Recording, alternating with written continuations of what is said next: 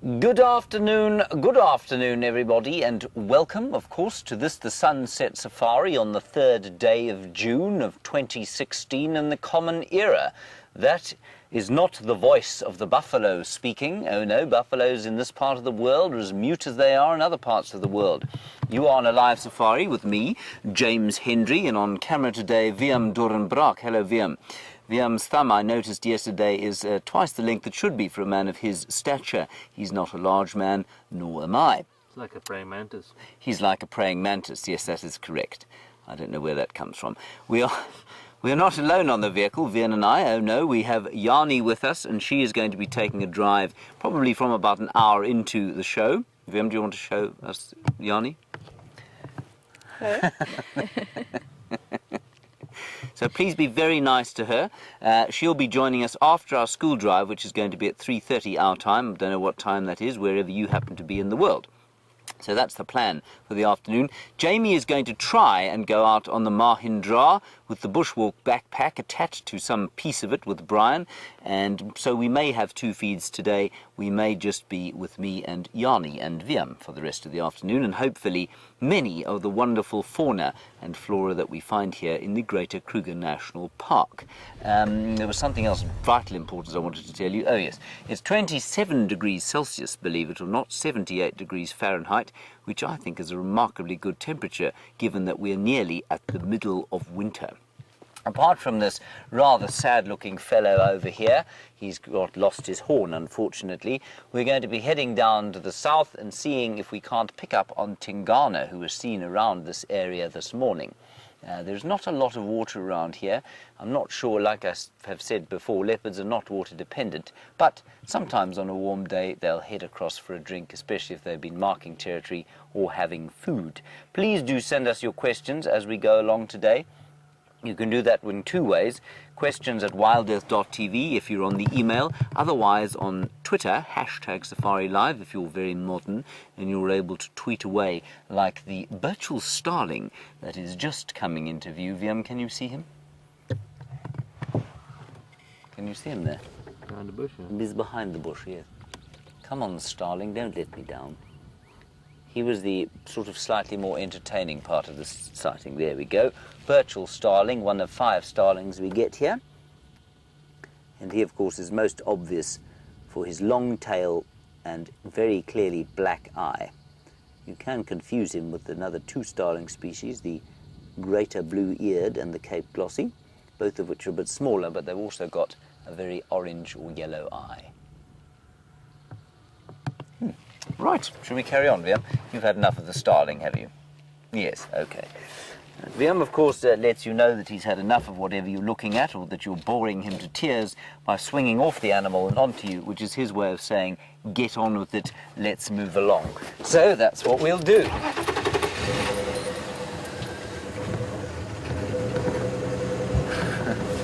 You brought a picnic today, Wiam?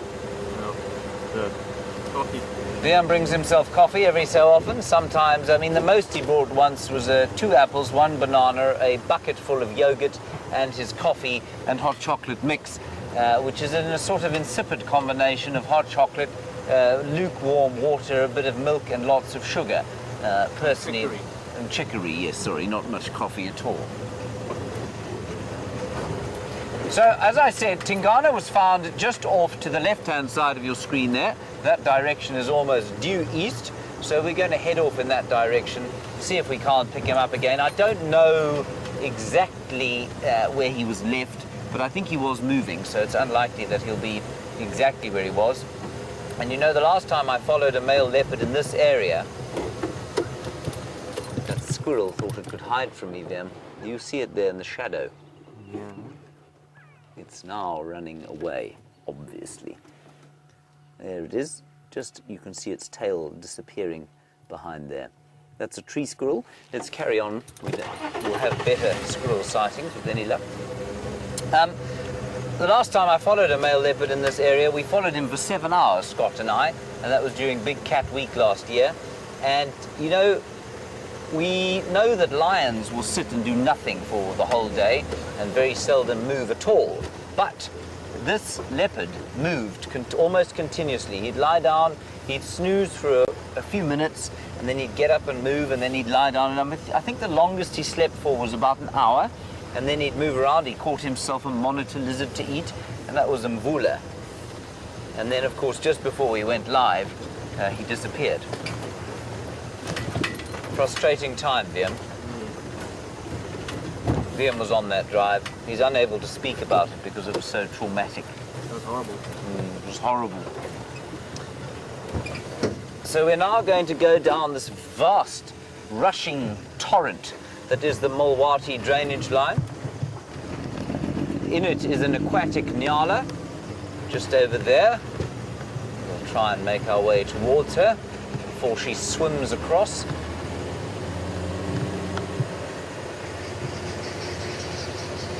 Those are babblers you might be able to hear going. It's not really what they sound like. It's the best I can do there. There is a nyala, female nyala, and not very common in these parts of Yumpi. Let's just go there first, if you don't mind. There's a Natal spurfowl, which is apparently a modern way of saying Franklin. Well, that's him there. He's got his sort of orange legs and orangish pink beak with a yellow cere. The cere is the nose, basically, of a Franklin. This one is particularly confiding. Just wonderfully camouflaged for his life on the ground.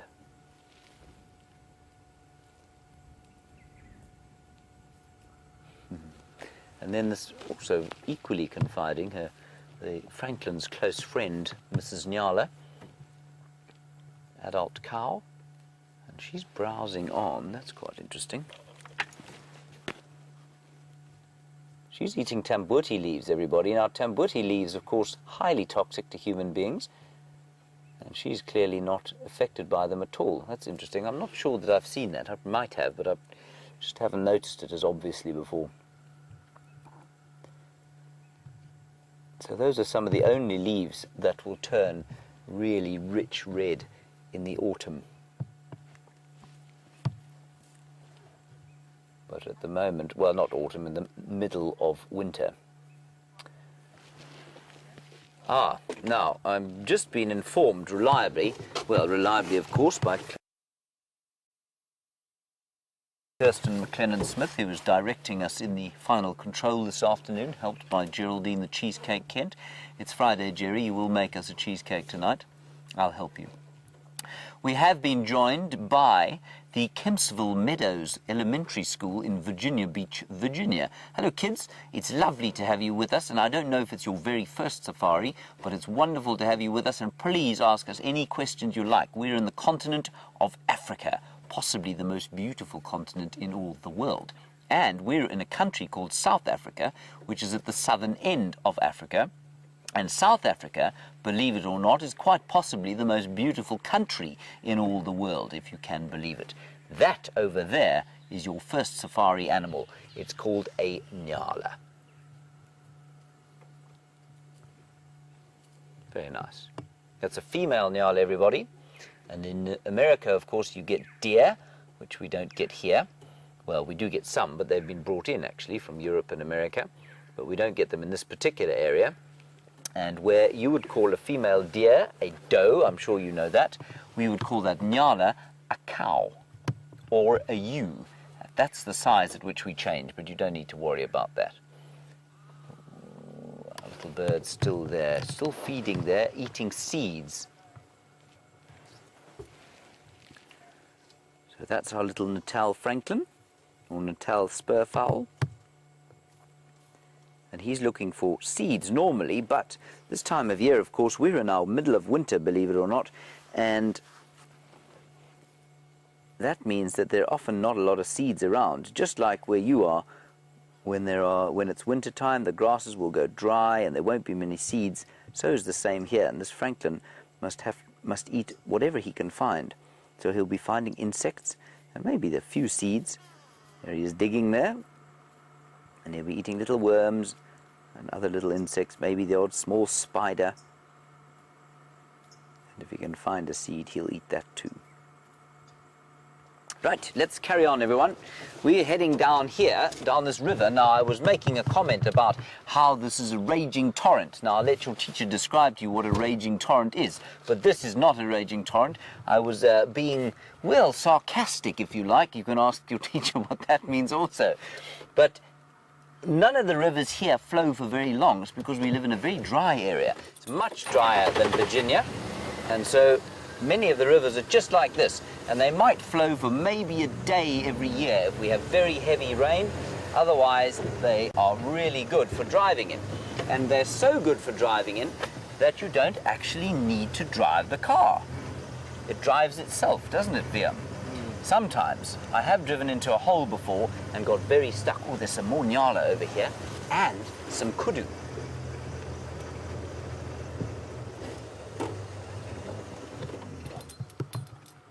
Now, Nick, you've asked me what the deer eat. Remember, I said to you, we don't get deer here. These are not deer. They're called nyala, and they're a part of a group of animals called the antelope. And we've got two kinds here. So that's a nyala that you can see, the reddish one, that's now walking out of your screen. And behind that, a kudu, which is part of the same family. And these kudu and nyala both eat leaves. But if you look at the far one there, that one is drinking milk. It's nursing from its mother. See that? It's quite big to be nursing from his mother. I think his mother's being very patient, but obviously he hasn't quite.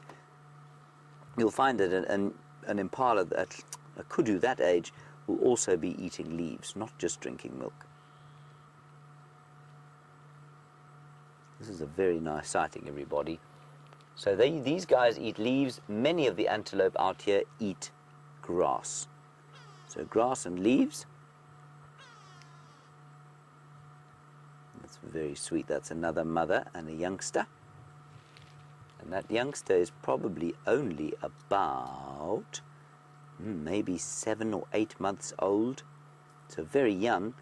But if you imagine a young human being at 8 months old, you know that an 8-month-old baby can't run, can't move, it has to be picked up, can't speak. An 8-month-old kudu, look at that, still trying to nurse there. An 8-month-old kudu can move around, it can eat, it can almost defend itself completely out here in the wild. And we'll just have one more look at these kudu, at least at these nyala that are coming right past us, which is very nice. And then we'll move on and see if we can't find a leopard. Now, a leopard, everyone, is probably the prince of predators. We know that the lion is the king of the beasts. Well, some people think so. And the leopard is the prince. And there was a leopard found around here earlier today, and we're hopefully going to see the leopard. There's a little nyala, a youngster, and we'd call that a calf. And Mia, you ask a very nice question about how long they will live. Well, not very long by human standards. You know, by the time you guys are, say, 20 years old, all of these nyala will be gone, if you can believe that. So probably only about 14 or 15 years, but maybe up to, you know, if you were to keep them in captivity, or if there weren't too many predators around here, they might live up to 20, but that would be very, very unusual indeed. So probably 14 or 15 years only. So quite a short life. And the longest living animal out here, of course, is the big elephant, and hopefully we'll find an elephant a little bit later. They live up to about 60 years sometimes, 55 to 60, in some areas up to 65. But the longest living, other than the elephant out here, are many of the birds. You know, some of the big birds can live up to 40 years out here. Alrighty, let's go on and see if we can find a leopard. Hold on, everyone. We'll just have a nice relax. It's always nice to relax in the bush. Don't want to take it too hard. Let the car drive itself. Someone else do the job for you. Don't you think, Viam? I agree. Viam agrees. Can the camera drive itself? The camera cannot drive itself, no. No, the camera must work. So what we're looking for here, everybody, is we're looking sort of in the shadows here, and we might be very lucky to see the spotted golden fur of a male leopard. Oh, a female leopard would do just as well, but that's basically what we're looking for. There will be lots and lots of other things as we go. There are birds all over the place. There are lots of different antelope. We've got warthogs here, elephants, buffaloes. I'm not sure if you were with us when we saw the buffalo. Now this, here we go. Remember I was talking about the autumn colors? Well, this is the tambuti tree here. And you can see how the colors have gone beautiful, rich red. And I just want to show you why this tree is poisonous.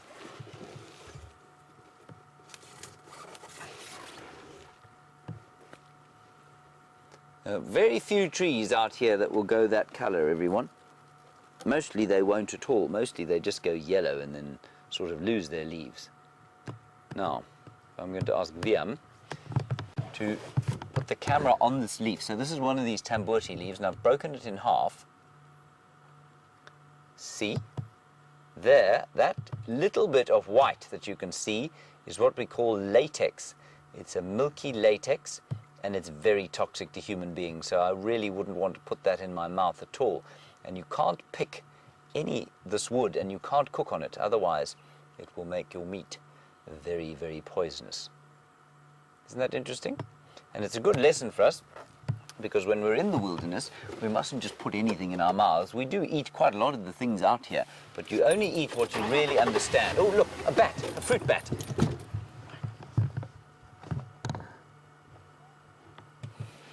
That is so cool. Did you get it? I don't know. Did we get a picture of it? That is really amazing, everybody. That's the first time I've seen one. It's called I think it's called a Wahlberg's epauletted fruit bat, and I'm just going to quickly show it to you. You don't need to worry about the epauletted or Wahlberg's. You just need to remember that it is a fruit bat. Here we go. This will be one of these. Well, where is he? Could be the Angola fruit bat, I suppose.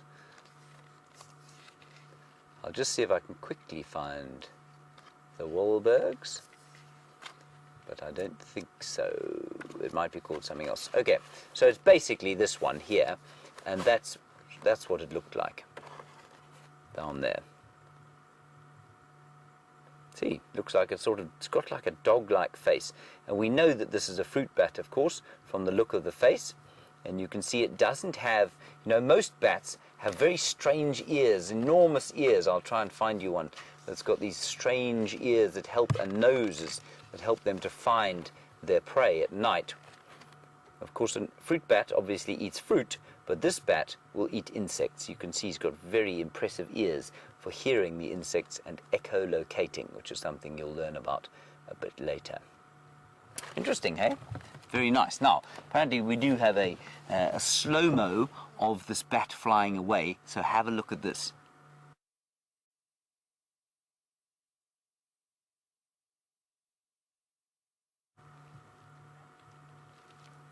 So that was very, very sharp camera work by VM there. That's amazing. It was sitting in this tree. We'll just, as we go past, we'll just see if we can't see another one. Aubrey, you want to know how fast a fruit bat flies. Aubrey, I think you'll find, I don't really know in miles per hour how fast a fruit bat flies, but I suspect you'll find that they can probably achieve a speed of about, say, 30 miles an hour. That's pretty fast. It's about 50 kilometers per hour. They might be able to achieve a speed like that. I think that's probably quite fast, but I wouldn't say much faster than that. Remember that if you eat fruit, get away from predators. And I suppose the predators of a bat like that would probably be a nocturnal owl. It might even be something like a genet, which is a small cat-like, mongoose-like animal, halfway between a cat and a mongoose. They might try and eat a Wahlberg's epauletted fruit bat like that. But of course, many of the other bats are much faster because they have to catch insects in the air. And Dentrail, you want to know if this fruit bat lives in a cave? Well, no, it doesn't. It lives in that tree. I'm sorry, I need to go up this road here. I forgot. It lives in that tree. There are very few caves here at all, you know. We're on what we call, we're on sandy soils, and this soil is very, very, very old, which means that there are not many caves around at all. And so while there are some small caves, and you do get some bats that live in those overhanging caves, they're not big caves like you're thinking of. Dentrail. Right, this is around about where that leopard was seen this morning, so let's keep an eye out underneath the bushes and up in the trees. Maya, I think your question is, what do the cheetahs eat every day? Maya, cheetahs normally eat what we call small to medium-sized antelope, so they'd eat something the size of that nyala. The kudu would probably be slightly too big for them, I imagine. But a young kudu, certainly they would eat, and they would mainly eat something called an impala, which is a much more common antelope. It's the most common antelope that we get here. It's about the same size as the nyala. And they would also eat anything smaller than that, so something like a steenbok or a duiker, which are also very small antelope. I might show you a picture of them just later, but we'll try and find you some real ones first. But this is round about where the leopard was seen. So we're going to keep an eye out. Look for his tracks on the road. Remember, anything that walks leaves a mark.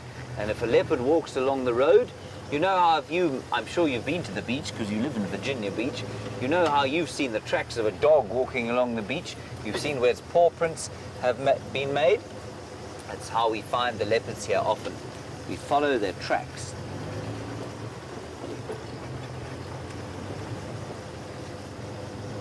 But I don't see any tracks at the moment. We might be lucky. Leopards don't move a great deal during the day often. Sometimes they stay in the same place, sometimes they do move. But he won't have moved too far from where he was this morning.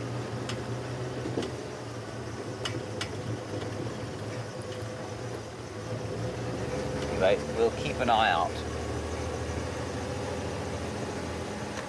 We'll also find something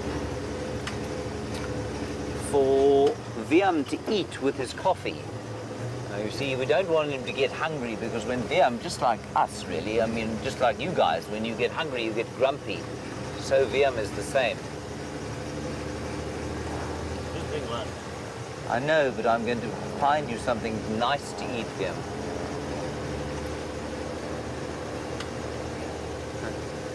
Hello, Aubrey. I do hope that we'll find you an elephant to look at so I can explain nicely for you. But you say, why do elephants have trunks? Well, Aubrey, elephants have trunks. You know that a trunk is a nose. They've got a long nose. So, I mean, you know why you've got a nose. You've got a nose so that you can smell things. So an elephant uses this nose to smell things. Very important. But mostly, they use their trunk to pick things up. Now, they have to eat lots and lots and lots. A big elephant bull has to eat about 660 pounds of food in one day. And to do all that, he needs a very skillful, or he doesn't have hands, you see. So he needs something that he can pick food up and put it into his mouth with. And that's what his trunk's for. It helps him to break off branches. He can pick up fruits. He's got a little hand on the end of it, so he can pick up little fruits. He can break off a branch. He can pick up a tuft of grass and put that in his mouth. He can pull leaves off a tree and put those in his mouth, and that's why he needs that trunk. Very important for an elephant to have a trunk, and he also uses it like a trumpet. So he can make a loud trumpeting noise through his trunk, and he also, the last thing he uses it for is drinking. It's like a big straw.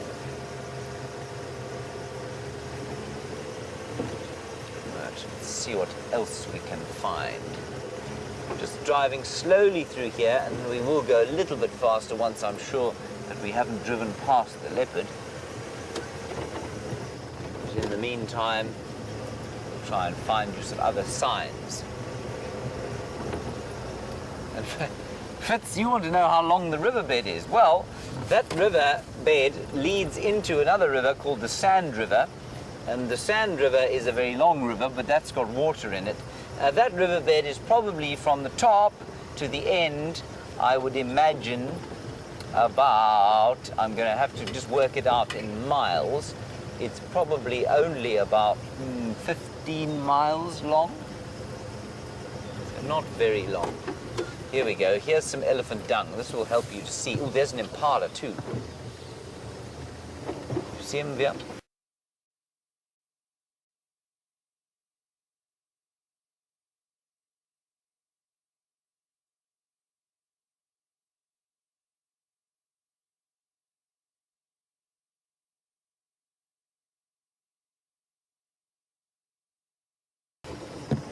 Let me just move a little bit forward.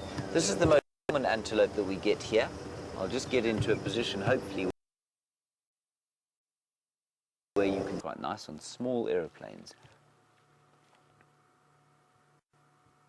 So that's a male, like I say, because he's got horns. The females don't have horns. And the horns, many of you will know what antlers are, but these are rather like, I mean, the animals that you get in the United States with horns would be your buffalo, and also, I suppose, cows. They've got horns, and they're different from antlers in that they don't fall off every year. They're part of the skull, so if they lose their horns, they don't ever grow back again. Righty, let's move on from here.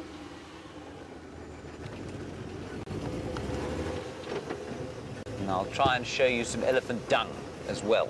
Ooh, there's a nice bird. Up in the tree there, everybody, is something called a magpie shrike. And they normally have got many friends around them, but that guy seems to be what we call a Nigel no mates. He has no friends. He must have said something nasty to them, and they've all flown off and left him. Now, we don't have very long for the school drive left, so I'm just going to go forward a little bit, and then I just want to show you something quickly.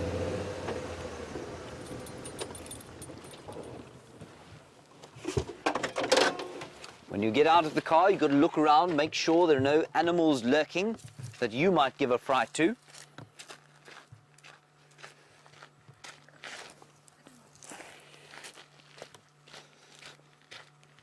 Now this, everybody, is elephant dung.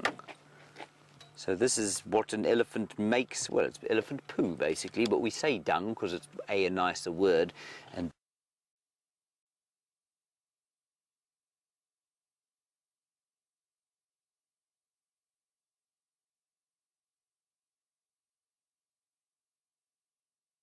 B, it's more sort of biologically correct, if you like. And elephant dung smells delicious. It's amazing. This one is just the right age. Let's ask VM to smell it.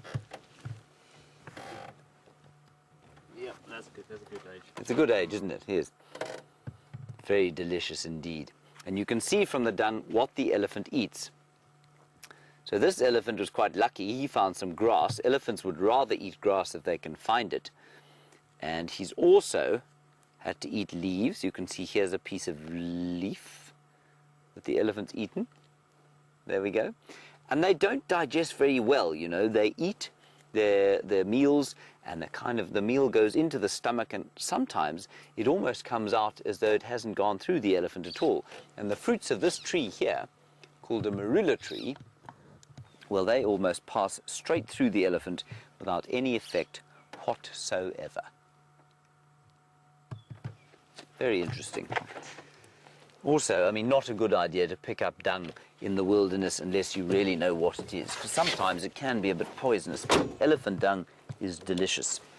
Right, on we go.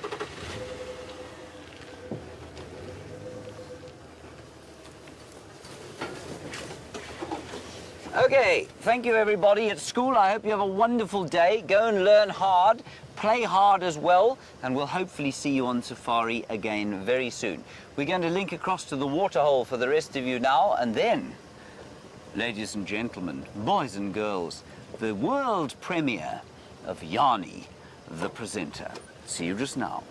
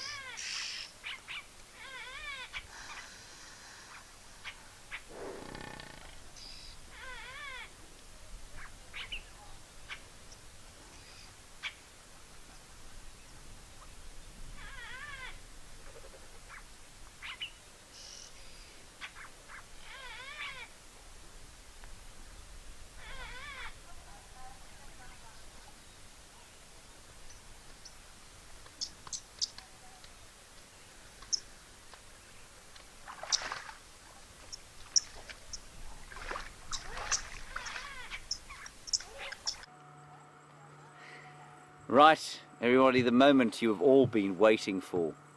Jani's world premiere. Good afternoon, everyone. I'm Jani Lorenz. I'm also a safari guide. I've been guiding for quite some time. I'm here with WildEarth for the first time today. It's quite a little bit different guiding in front of a camera. But yes, we'll be on an adventure. Well, you'll be on an adventure with me this afternoon. And let's see what we can find. All right.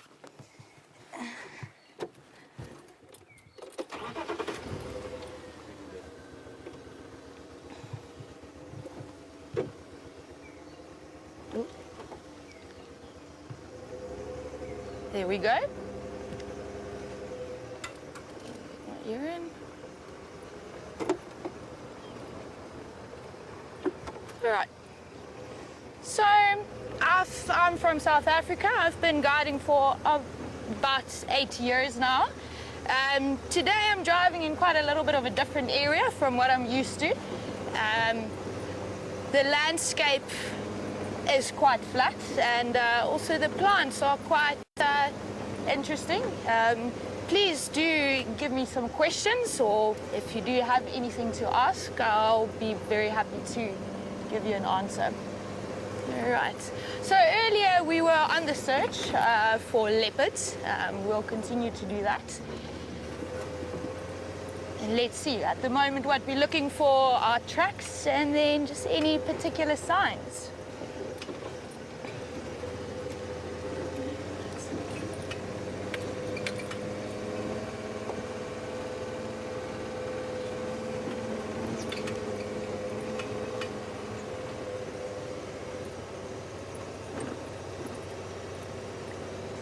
For this afternoon, yesterday, they did find some fresh tracks of Karula. It would be very nice to see her this afternoon. There haven't been any updates from this morning, but you never know what happens in the bush. There might always be a surprise around the corner. But we'll try our best. But for now, there's a beautiful yellow-billed hornbill. Vivian, if you can show it there, let me get a bit closer. Oh, her knee decided to fly off a little bit. Probably a bit camera shy.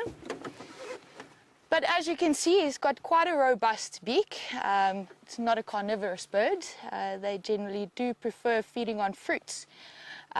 Currently at the moment we are in our winter time, so there's also not a lot of fruit around. So the yellow-billed hornbill will also generally feed on insects and then also other animal foods or proteins. You can sometimes find it that they'll feed even on chameleons. All right. They're also a monogamous species, and what they generally do is they nest are usually constructed in natural hollow cavities of trees. And you'll find that where the male will help the female to then close the hole up, leaving only a small little area for the male's beak to fit through.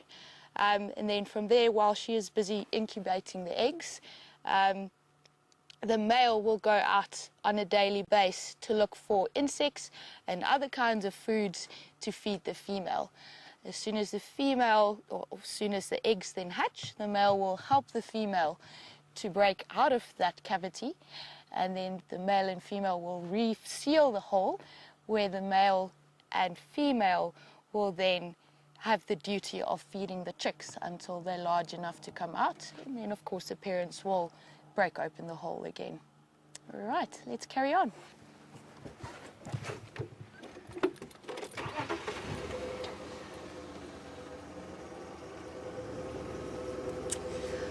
Well, Justin, that's quite difficult for me to say. I mean, there's all kinds of wonderful animals out there. But actually, my favorite animal, I'd say, is the southern ground hornbill. It's family of the yellow-billed hornbill. It's a larger bird. It's not particularly the most beautiful bird out there, but they do have great personalities in the structures that they live in. Had the opportunity to work with them on research projects before, where I found a quite keen interest in these birds.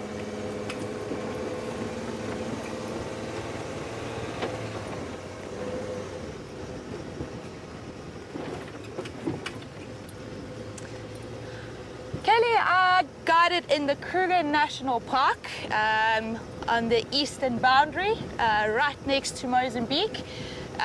Beautiful private concession called Singita Lebombo. Before that, I guided in the Waterberg, and then before that, it was also not in the Lowveld region, but I've guided fairly much all over the northern parts of South Africa. I must say, this is quite a different area. It's always interesting to explore new areas and learn new things.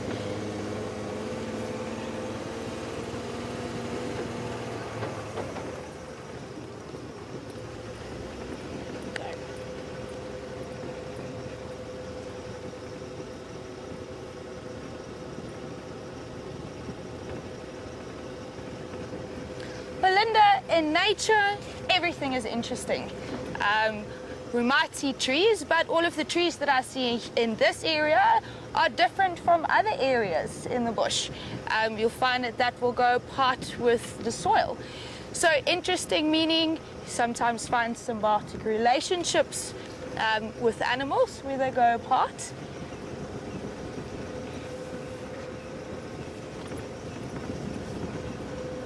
And then also just the smaller things that one can find. Of course, with animals, they prefer different soil types. Of course, plant-eating animals prefer different kinds of plants. So it's not always, particularly with smaller animals, it's not always the fact that you will find all of the same animals in the same regions around South Africa. All right.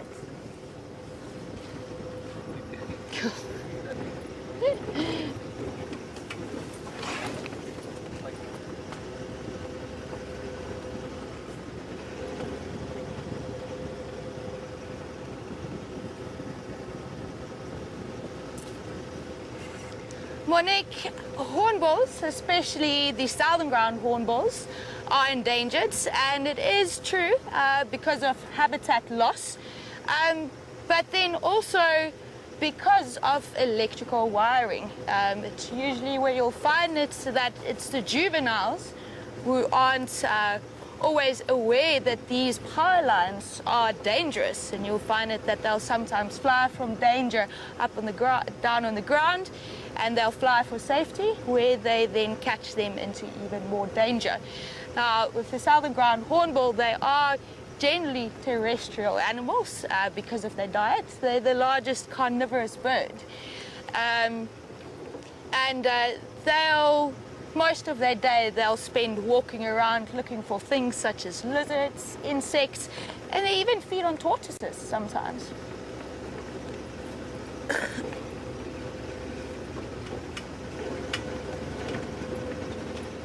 So there's also currently in the Karula National Park, what they do is they will sorry guys, first time. Yeah, so just let me continue with that. So generally with the southern ground hornbills, there's a project going on in the Karula National Park where they do find the nests of southern ground hornbills, and they will monitor the data to see whether these nests are active or not. And then you'll also find it in some of the private areas, because in the Karula National Park you need to keep everything natural, but on boundary areas they are busy putting up artificial nest sites for these birds so that they can improve within the population or grow within the population. Okay.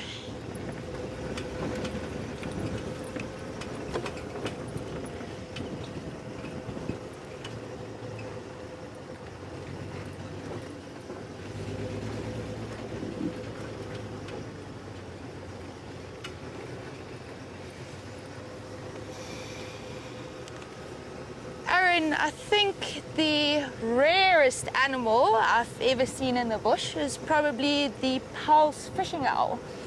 I've only seen that once in my life, and that was while I was on a wilderness trail within the Kruger National Park. So of course there's no access with vehicles and things. We were walking for quite a few days, particularly because we heard from some other trailers that there were active breeding pair in the area. And on our last day, we finally got to get a glimpse of the pulse fishing owl.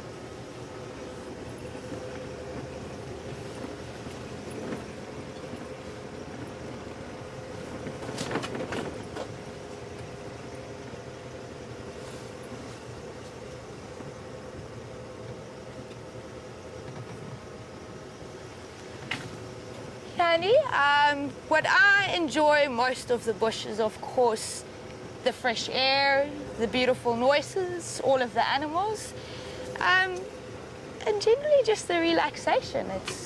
It's quite nice. It's very much different from the city life.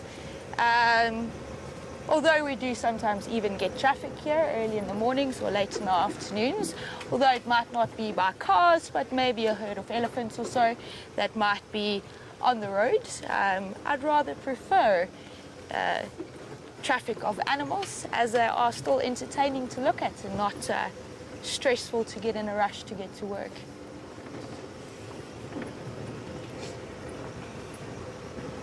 I think also the interesting characters that you meet in the bush and the great friends that you do get to make.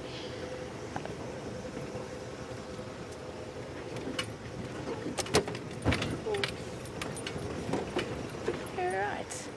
The one thing that we've got here, it's quite old. It's a rhino dung midden, but there's not really much going on there, so let's carry on.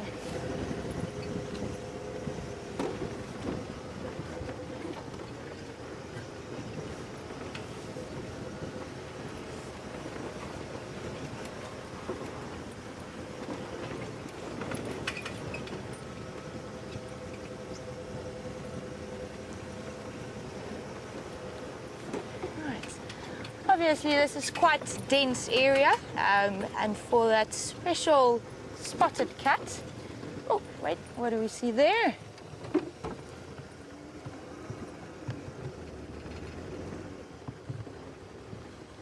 It's a Nyala bull, everyone.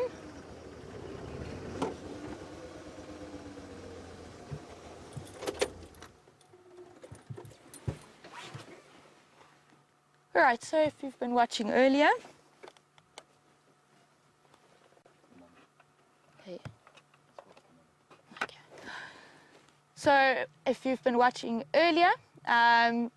we have seen some Nyala before, and this is just a young bull by himself. He didn't seem as if he was quite keen on staying around.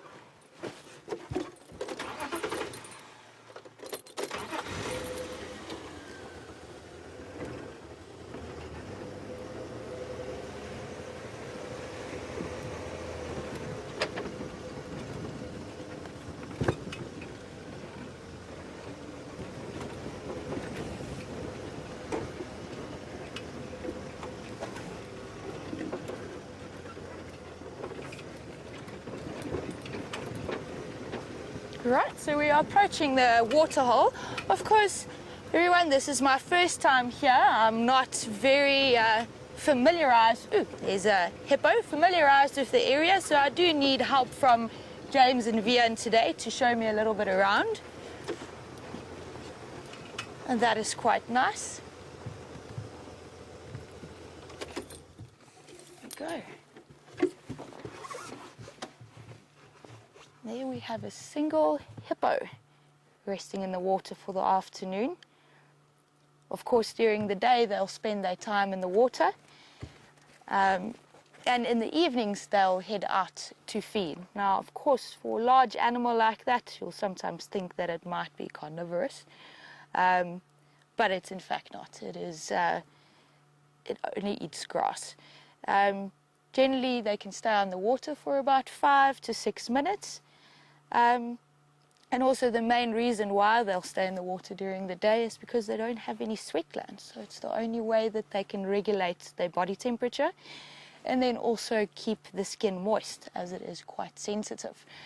But also adaptation which hippos have got for that specific reason is, say, should there be a critical situation where there is a drought, you can find it that hippos' skin under the epidermal layer have got big glands.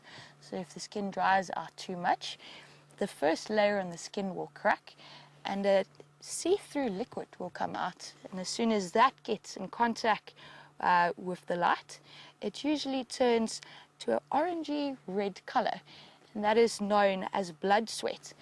Now, that acts as a UV protection or a sunscreen, and it also do have anti-disinfectant properties to it. Should hippos get in a fight, that will help to heal the wounds.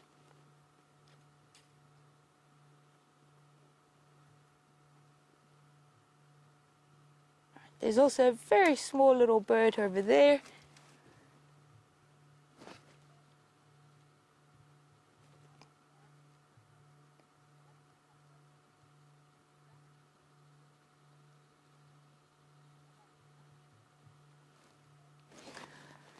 So that is also quite a difficult question, if I can say, with the interactions of animals. I can't really think of anything in particular at the moment. We'll have to get back on that one. All right, well, let's carry on, everyone. I think I've heard something moving around just behind the dam wall. We'll see what that is.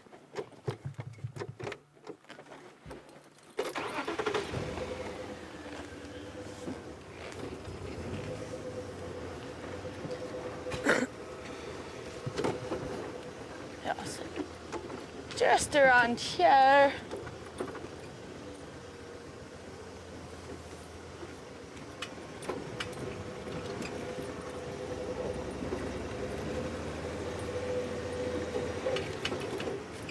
Oh, there's some beautiful waterbuck. All right.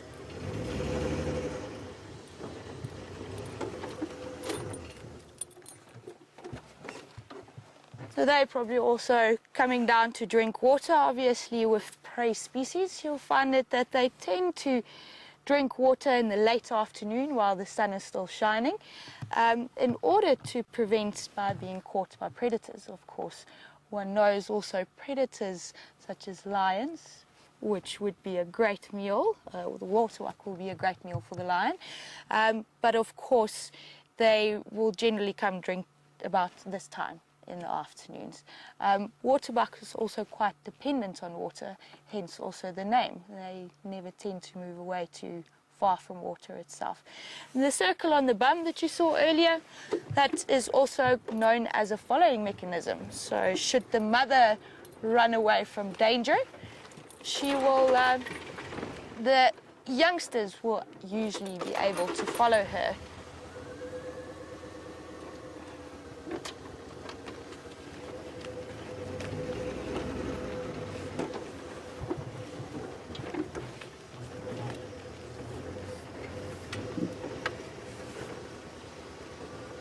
Right, so I'm also going to ask from all of you viewers today on WildEarth to help me find this leopard. I know some of you have been watching this program for quite a long time.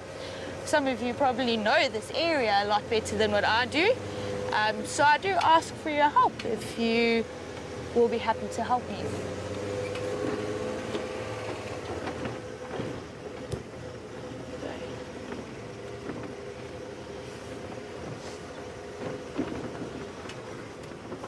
One thing that I also do quite like is tracks and signs, and it's always nice to read the area.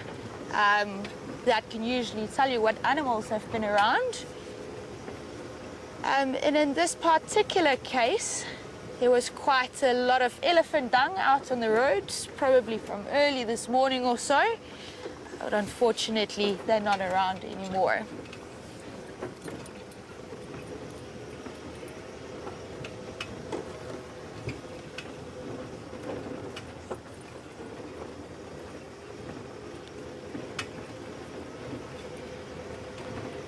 Emily, how did I become a guide? Well, I had to go, it's something that you can probably call a bush school, where I did some training, but I also grew up on a farm, where I was privileged enough to see quite a lot of animals, and I've always loved the outdoors. So first, the decision to become a safari guide had to be there, and I did my training for about 3 months, intensive theoretical training on all aspects, from the sky to the ground, geology, astrology, animals, birds, plants, and everything else. And ever since, I've never looked back. There's always something new to learn, and it's just a continuous progression for the love of bush.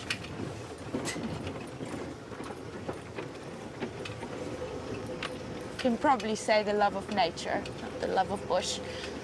A bit strange.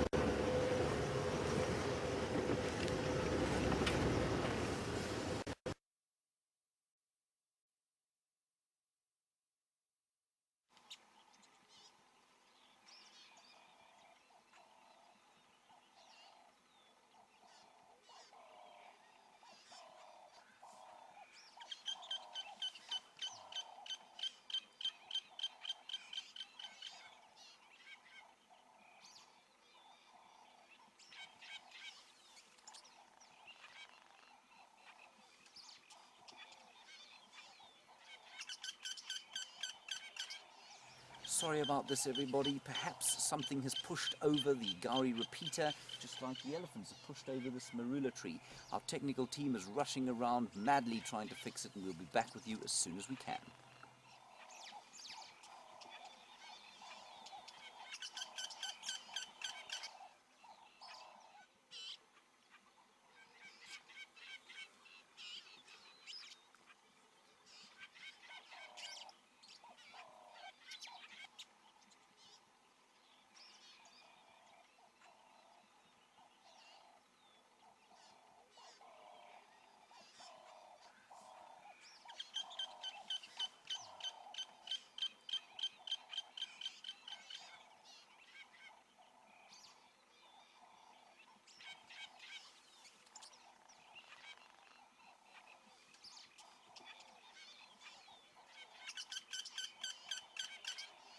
Sorry about this, everybody. Perhaps something has pushed over the Gowrie repeater, just like the elephants have pushed over this marula tree.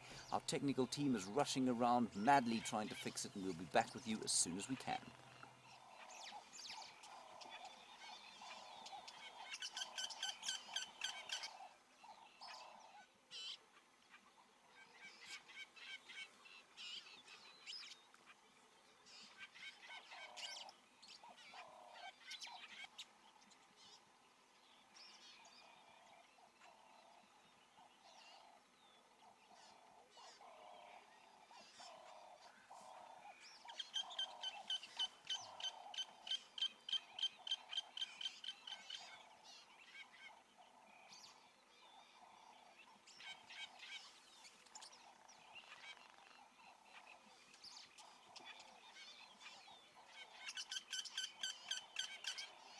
Sorry about this, everybody. Perhaps something has pushed over the Gowrie repeater, just like the elephants have pushed over this marula tree.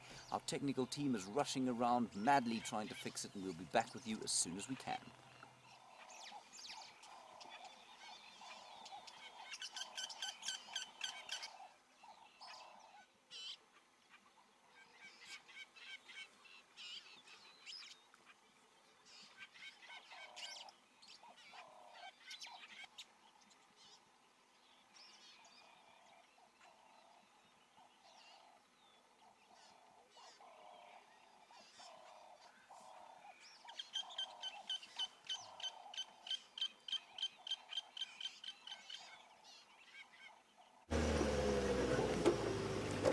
Hi everyone, I'm back. We had a little bit of signal breakage there.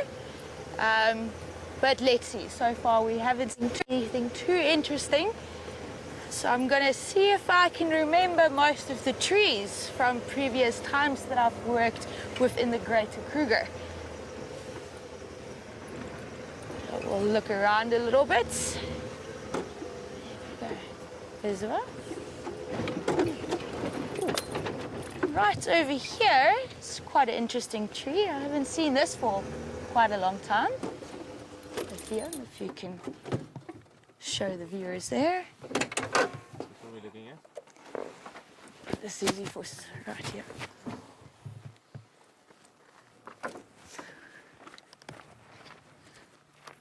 All right.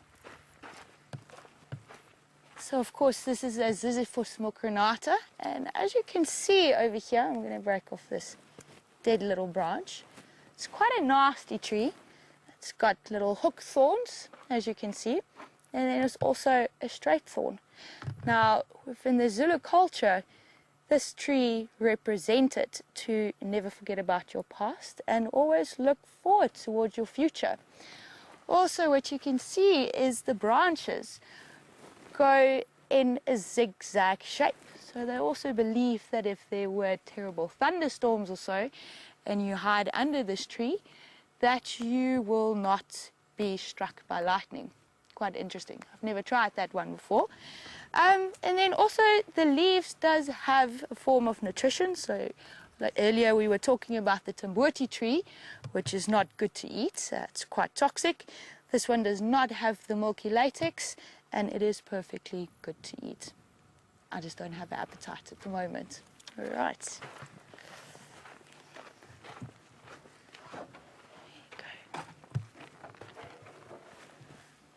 Let's see.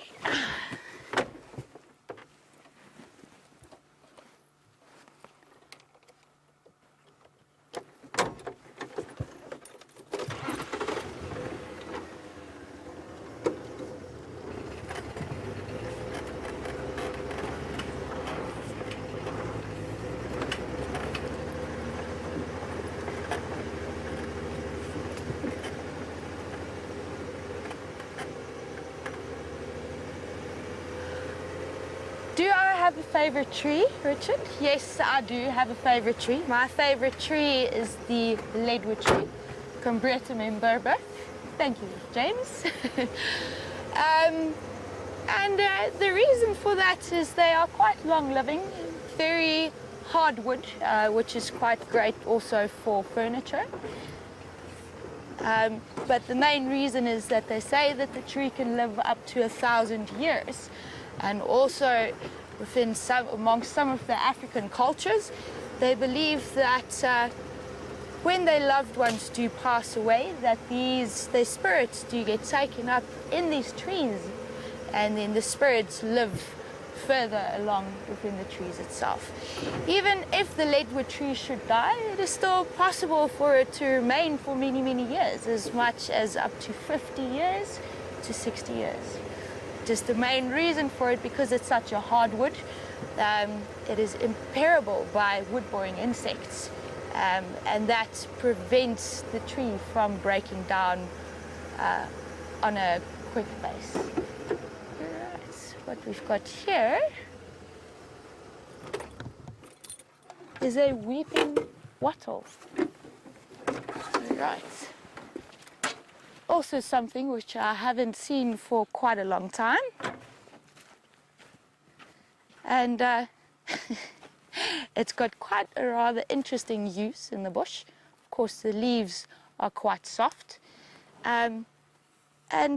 Amongst some of the garden cultures, it is known as the toilet paper tree, just because of the leaves being so soft. And there's, of course, also no thorns on it.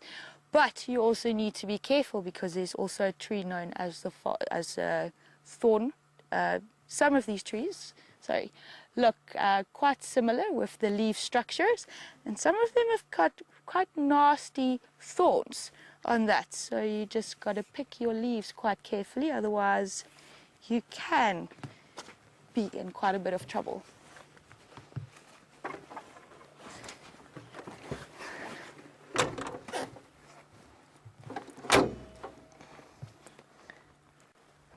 Right, everybody, this is quite different than what I do on a usual base.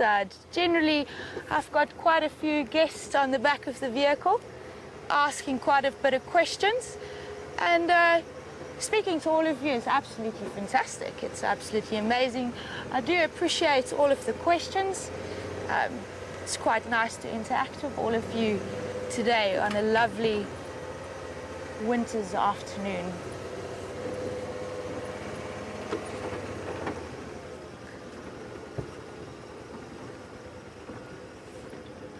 Do I keep a bird list? Yes, I do.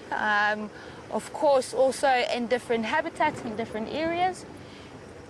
Monique in London, of course I do keep a bird list.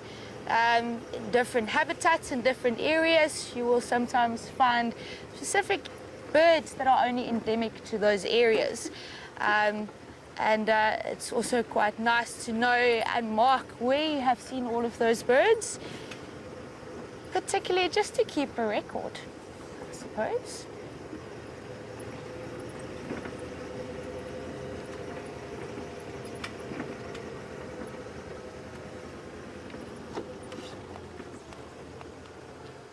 Right, so I got asked earlier what is my favorite tree, and this is the Combreta memberba, the leadwood tree. Of course, you can see that this one does not have any thorns on it, but as a protecting mechanism, the small branches will actually grow out as spikes, which will basically just prevent the younger leaves and the younger branches from being browsed on too much. Of course, animals such as kudu, as well as nyala on the lower parts of the tree, they will generally browse on that. What one can see is a little bit of branches in the way, but if we can just go down to the area, it's quite easy to recognize this tree because of the white bark and also because of the mosaic patterning of the bark itself. Right.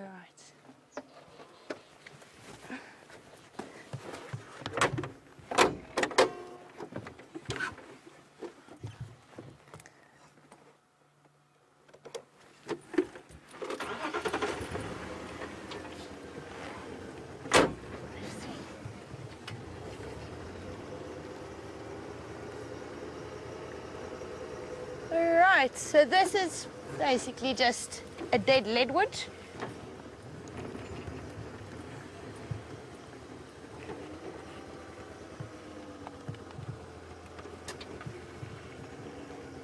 And you can see that the branches keep for quite a long time.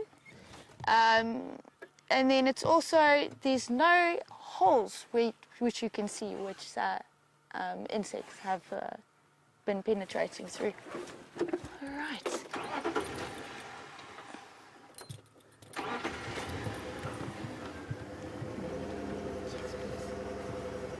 Excuse me, everyone.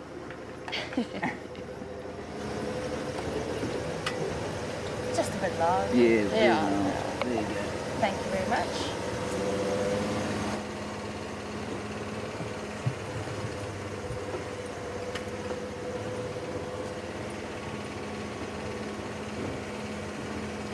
Alyssa, have I travelled out of South Africa? Yes, I have. Probably about 8 years ago, I was in England for 2 years, just after I finished school. And I went on a working holiday just to experience something a little bit different. And I wasn't exactly quite sure what I wanted to do with my life at that time. But it was quite a great experience. Other than that, I've been to Mozambique, to Katembe Islands, just for a good breakaway. But other than that, I've only travelled within South Africa, which is of course my favourite country. There's quite a large diversity in South Africa. Of course, up in the north, you get the beautiful Greater Kruger, or what we also known as the Lowveld. Hey, there's a small little impala over there. well, an adult, but not quite there yet. What we can see over here is this young male have got what we known as a pointed horns, and that is probably about 2 to 3 years old already. Currently at the moment we're in our winter season, which is also the rutting season for impala, but this young male won't have the opportunity to do that just yet. All right. But one can also, no, we can't really see him that well anymore. He's looked away a little bit. Should he have been a bit closer, one will notice that there's not a lot of ectoparasites on these animals. And the reason for that is impala have got a specialized lower jaw. And the teeth are loosened within the jaw, so when they do allogroom each other or allogroom themselves, his teeth will open up, and it acts as a comb, and it combs all of the parasites out of the fur. Quite interesting. Most common antelope in the area, but yet one of the more beautiful antelopes. Actually one of my favorites.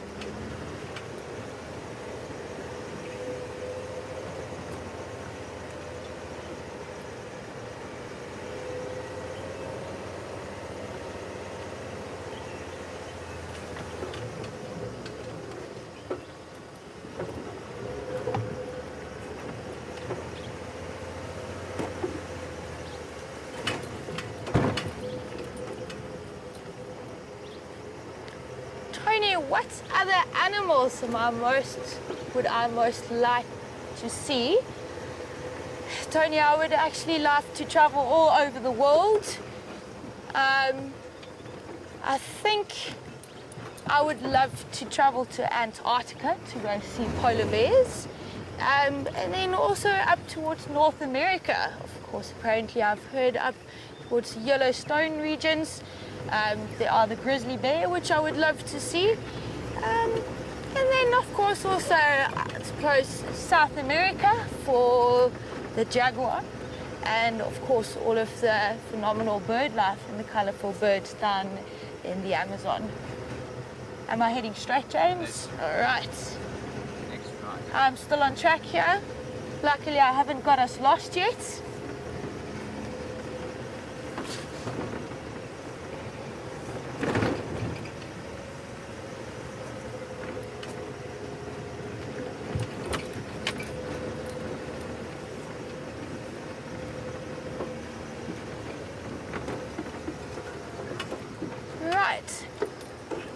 The other trees that I see around here, well, it's not much of a tree, more of a shrubby plant. Not really a plant, I can call it a tree. Is the magic guarri. And what it is also known as is the toothbrush tree. So let me just get a small little branch over here. What we can see, it usually breaks down into small little bristles. Let me just clean that so that you can see that. Right, and then what you usually do, so this is for in case you are on a hiking trail and you forgot your toothbrush at home.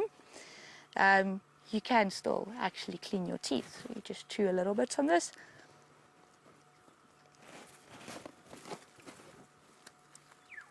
Just to soften it up, open it up a little bit, and there we go. You've got your own homemade toothbrush. Also, another thing is, if you did forget your toothpaste at home, is the leadwood tree that we talked about earlier. You can usually, the wood or the dry wood from a fire, from a leadwood, is you can take that ash, mix it with a little bit of water, and it makes a perfectly good toothpaste. Of course, you're not going to have the minty flavor in your mouth, but at least that can act as a substitute. So quite an interesting track here. I know we don't always see snakes here. I just saw this, but what we can see here in the road is that there were actually earlier today a snake slithering all along the road. It's very interesting. Fortunately, from this I can't tell you which snake it is, but something interesting to see, not on a daily basis. All right.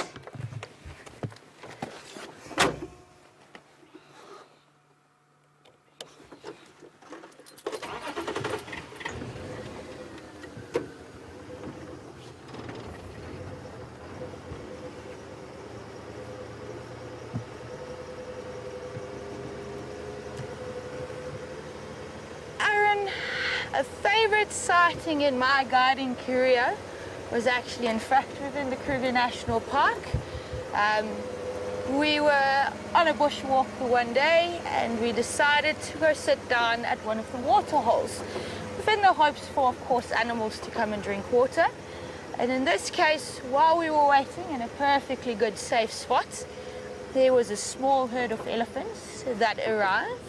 And then after that, some more elephants started arriving, and even some more elephants that arrived.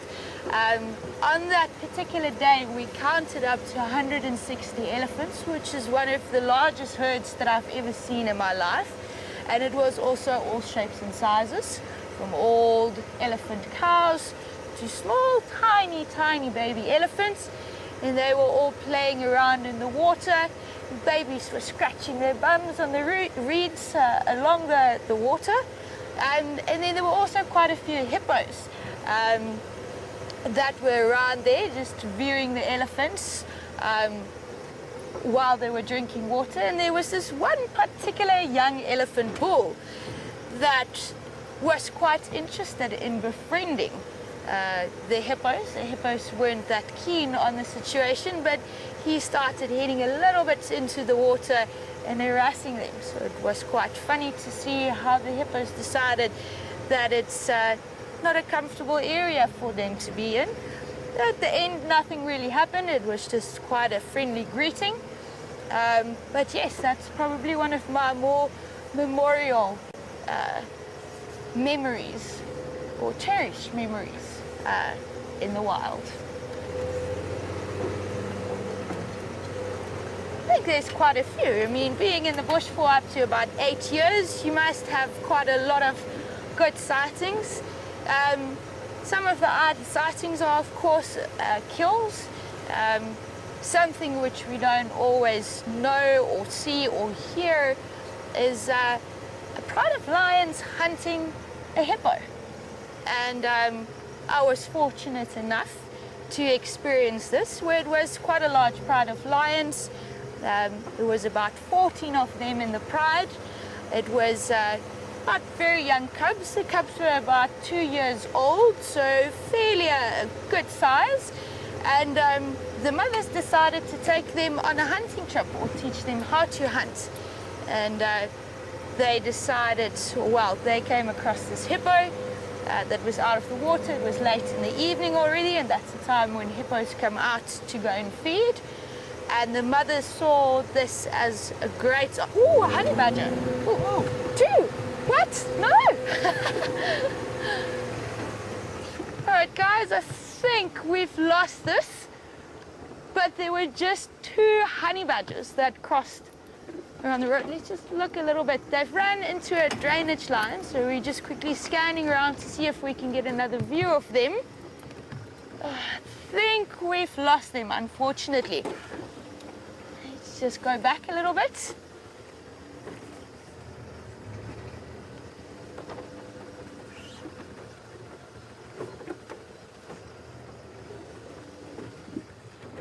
Let's have a look here. It would be great if we can have another view of them. Ooh. Let's see. No. Unfortunately, I think we have lost them.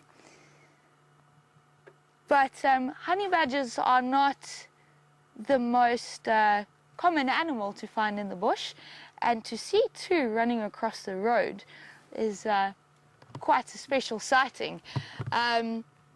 These little animals are fearless in the bush, The name honey badger says it all. Of course, they do specialize in breaking open honeycombs or looking for beehives to feed on the honey. So they've got these very, very strong, robust claws. They've also got very, very tough skin. And the ears are also closed off, for in case if they do enter on a beehive, bees can't enter the ears to sting them on there. And apparently, a bee sting for a honey badger is absolutely nothing. So I've also, earlier today, I was talking about interactions of different animals in the bush. And one thing that is quite particularly with the honey badger is the greater honey-guide bird. So this small specific little bird also loves honey. And what you will find is this little bird has got a particular call where it will try and attract the attention of the honey badger. As soon as the honey badger hears the call of the honey guide, he knows that there might be honey somewhere around. And this little greater honey guide will then, by call, lead the honey badger to the beehive, where, of course, the small greater honey guides don't have those powerful, robust claws to break it open, so he relies on the honey badger to do that. And then after the honey badger has fed or has eaten enough honey, the greater honey guide will then go down and get his reward, also for helping the honey badger. All right. Oh, well, that was such a great and exciting short sighting. I'm sorry that we couldn't have gotten a better view on that, but let's see what else we can find. James now mentioned that there's some monkeys at the back. I'm just going to go move a bit back on the road. Hopefully my reversing skills have improved.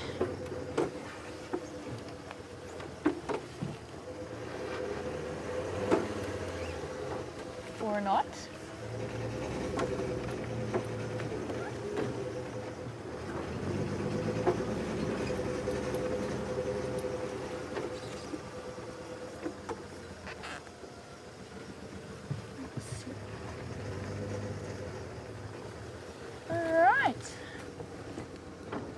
Right over there.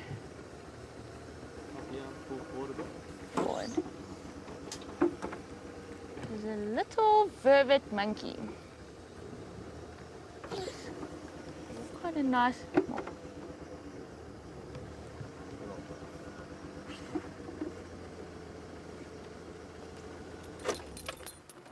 Quite a nice little group of monkeys over here.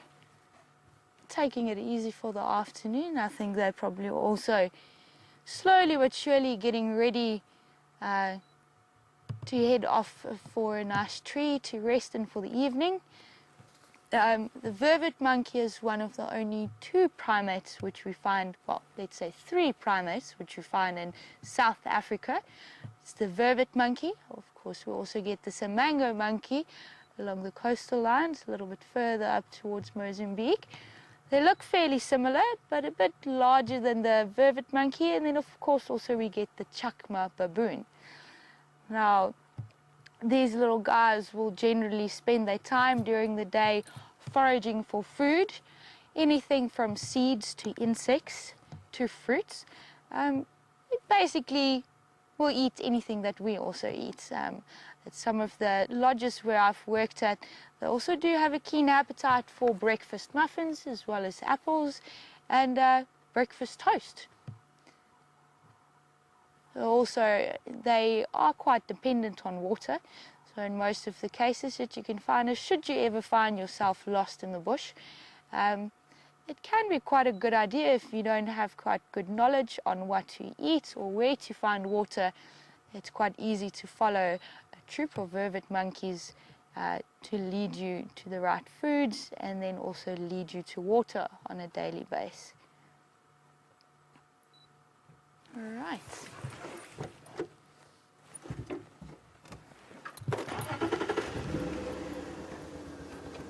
Here's quite a little youngster up to mischief. Well, it seems as if he's up to mischief. Probably just looking for something. Yeah. jumping from one tree to the other there.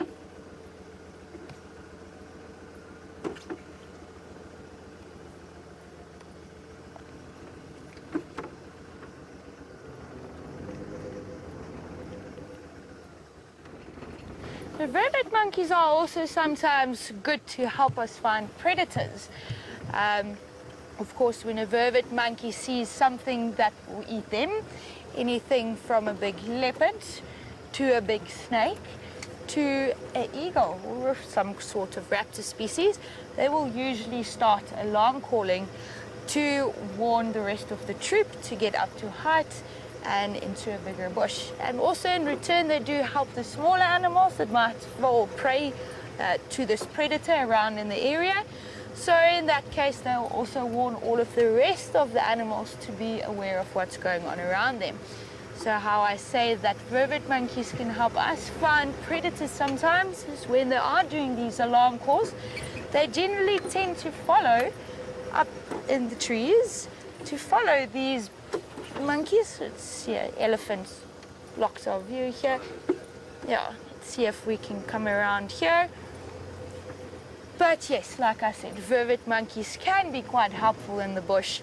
That's also why it's always good to keep an ear out for all of the sounds and the noises and the alarms out in the bush. Yeah, having a little bit of a 360-degree awareness.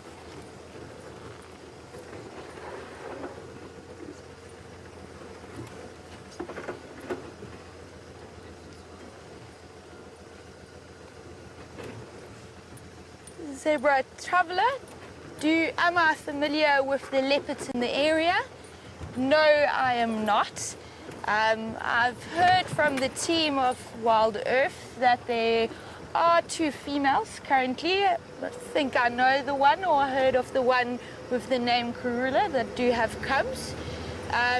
But unfortunately, I do not know them individually. I would love to get to know them. If you've got any information to share on them, please feel free to share. Thanks, James. Thanks.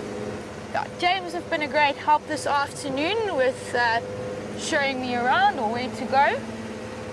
It's very, very nice of him.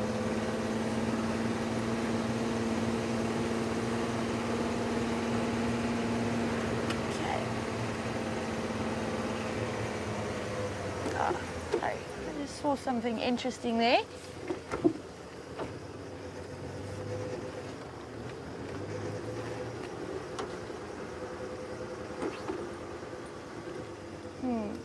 Do I go forward, back?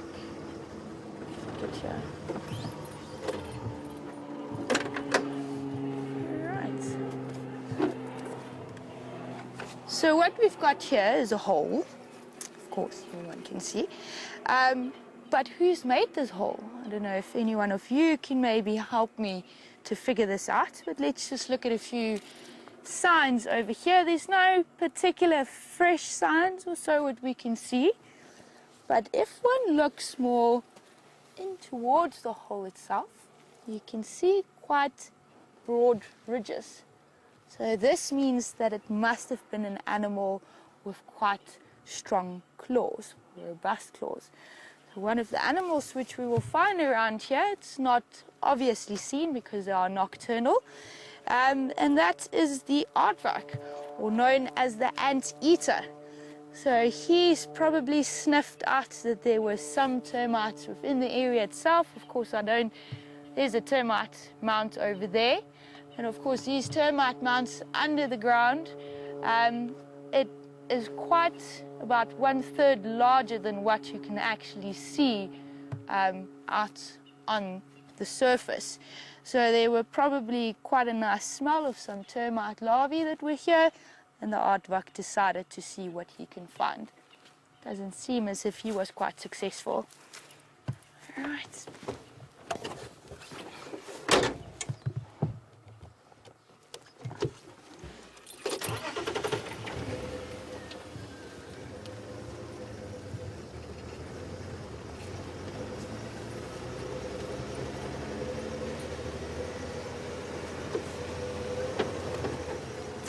So one thing in particular is, I don't know aardvark is one of the animals that you don't get to see quite often, but I was quite fortunate growing up on a farm where we got to see them quite a lot in the evenings. Me and my family loved to go out just to go have a look at stars and see what we can find at night. Of course, we didn't find any large animals such as elephants or lions in the area, but very rare animals such as the aardvark, as well as the aardwolf, porcupines, hedgehogs, and the largest predator in the area, blackback jackal,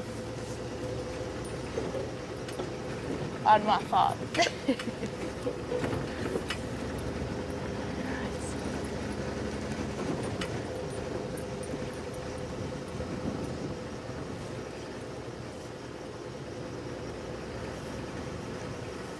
Gracie, do I like elephants and hippos? I absolutely adore elephants. The reason for is, of course, they move around mostly in large herds, but they also can be quite entertaining to watch, especially if they are around water holes or sometimes just feeding in a specific area. You'll find it that there's quite a lot of interaction going along, and that can be quite entertaining to see. You'll sometimes find it that the youngsters will play with each other, which in a way reminds me of me as a youngster, with me and my brothers on the farm playing around. Yes, hippos in that case. Of course, hippos are a little bit more temperamental. Watching them while they're sleeping in the water, that is always a nice sighting, but it's definitely not an animal which I would like to come across on foot because of their temper. Look, they relaxed when they're in the water, and then once they come out of the water, it's an unfamiliar area for them. And in those cases, it also makes them very nervous. So of course, what one will find is once one is nervous, you get a little bit scared.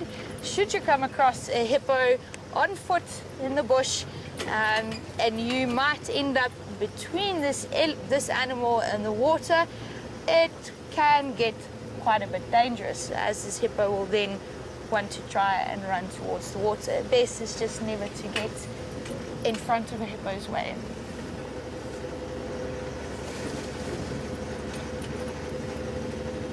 No, elephants are also, they're quite caring, especially amongst the breeding herds, where you'll find it that it's a matriarch, which is the oldest adult female within the herd, and then of course along with a few other older females that will lead the herd and keep everyone in control, so almost like a teacher or a mother.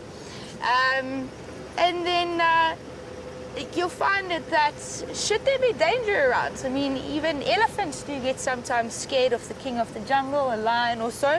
So should they pick up a scent of that, or should they feel threatened, you'll always find it that the adult elephants will circle the youngsters, where they are completely protected then in all of the situations. And then also elephants always stick together, which is also quite nice to see how they look after each other out here in the wild. Straight, James? Okay. I choose this way.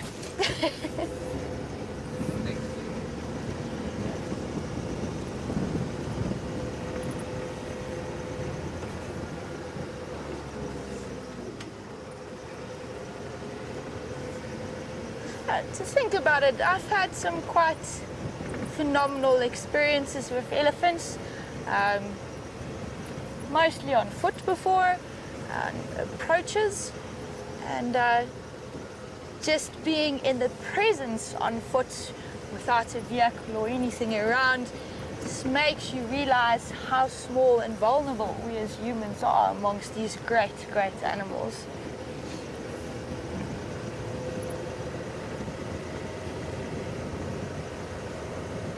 Elephants are also, of course, excellent with communication. in way that they form, or they usually produce rumbling sounds. And these rumbling sounds, you know, when you sometimes have a hungry tummy and it starts rumbling, it's usually a communication way for elephants to go along. And elephants can hear that rumbling sound as far as 12 to 15 kilometers away from each other.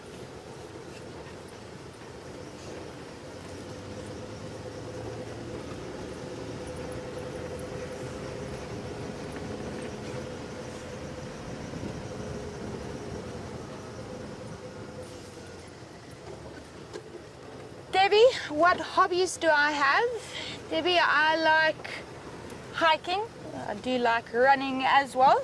So I do quite a lot of trails in my free time.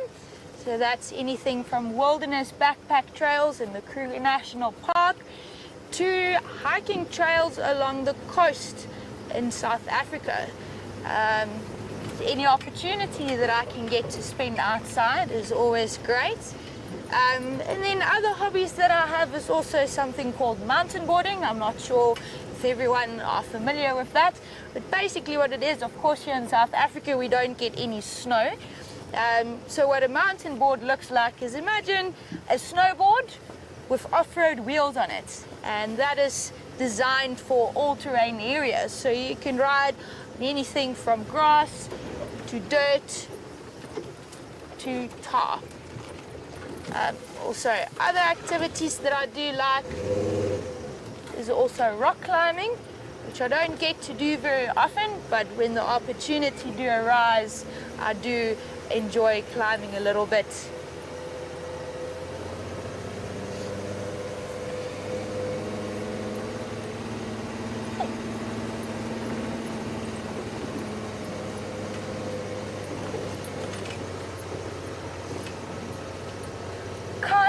What's the most scariest situation I've ever found myself in, or found myself in before? It was probably the day when myself and a tracker were following up on some drag marks. So we were out in a game drive and we saw some drag marks with the lioness tracks going across the road.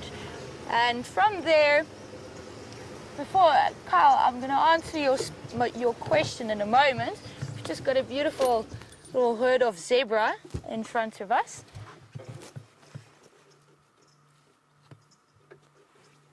You can see there's a youngster trying to have an early dinner. The mom, he's quite intrigued by us, as you can see. These are known as the Birchall's zebra, and one way how you can identify that is this is only zebra with shadow stripes between the black and the white stripes.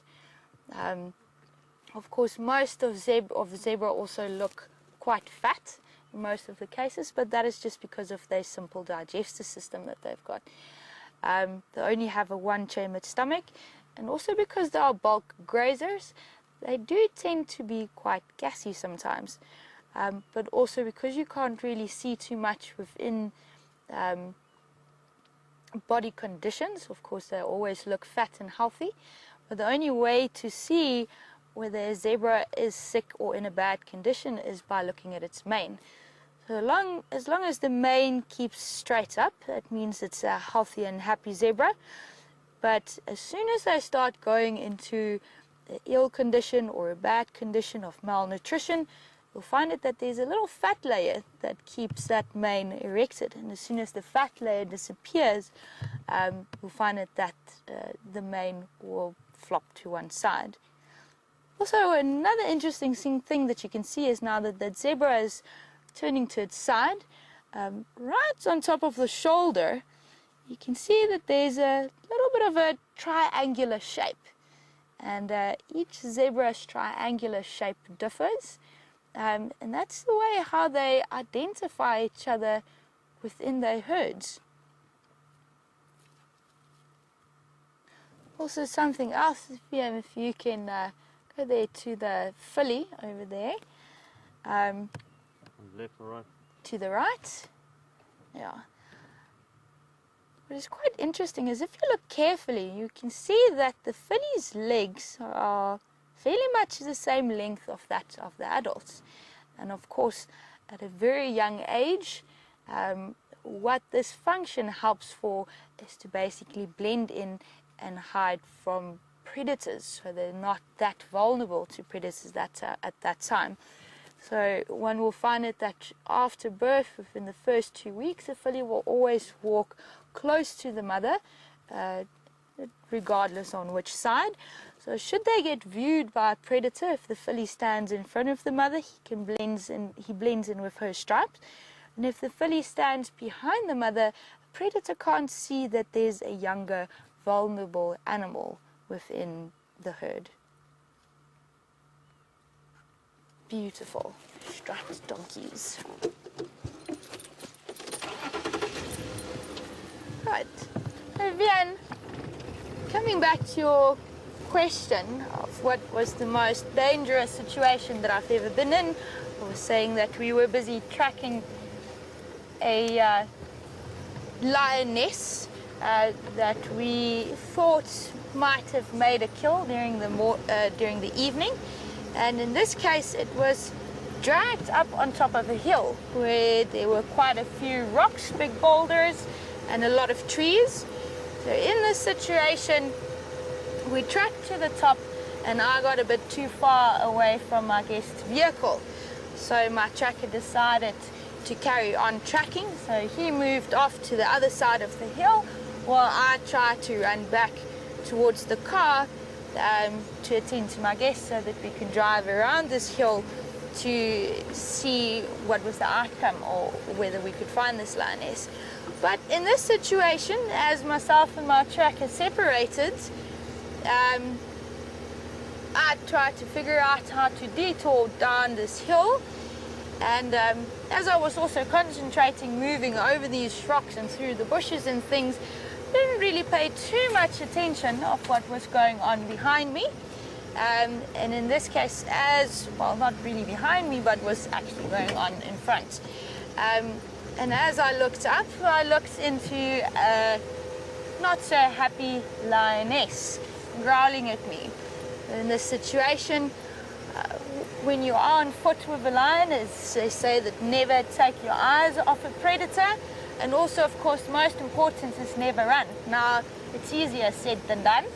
So in this particular case, she was growling quite a bit, and I started backing up. And it's also, in a way, when you're out in the wild, you got to also vocalize a little bit to show that you are dominant in standing your ground. So as I slowly but surely started backing up, this lioness did not seem very impressed by my movements, and she gave me something what is known as a mock charge. So that's just a very, very not so friendly warning that I should get out of the area. So in this case, I started backing up a little bit more, and eventually at the end I had to detour all along the hill, and eventually when I got back to my vehicle and explained to my guests what was going on, they asked me whether I've seen the cubs.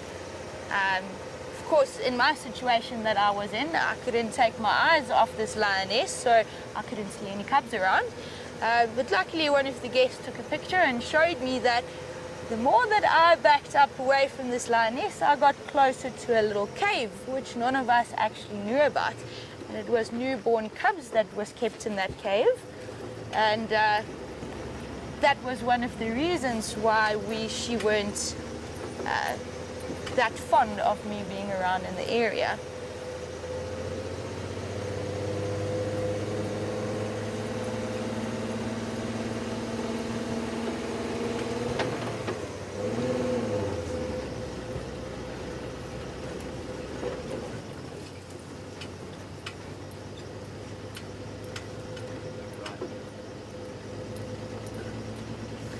James Richard, you're asking what is the difference between a snake track and a monitor lizard track.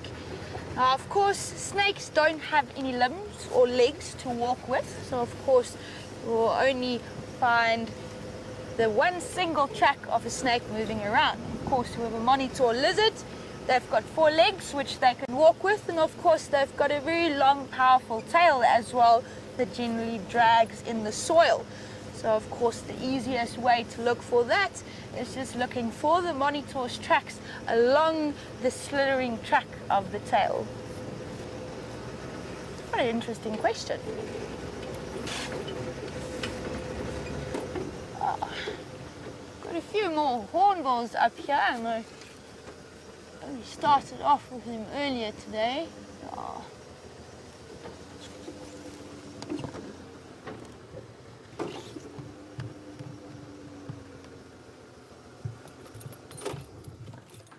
And what you can see here, a little bit different from earlier, from the yellow-billed hornbill that we saw. This is in fact the southern grey hornbill. The light is not really great at the moment. They also don't seem too keen to stay around. But what you can see there is, of course, it's a grey bill with a little bit of white coloration on that. But these 3 different hornbills that we get in the area, the most common are the yellow-billed hornbill, the red-billed hornbill, as well as the southern grey hornbill. Right. And they tend to share really similar, the same habitats, slightly a bit different so that there's no confrontations amongst them. It's quite nice in a marula tree.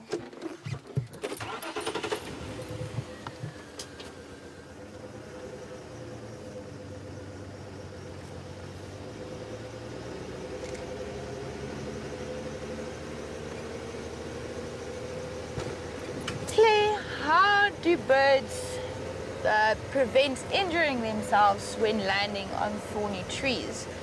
Of course, in most of these situations with birds, is they've got thickening skin on the legs, and of course they also have fairly small little feet which they perch on twigs or branches.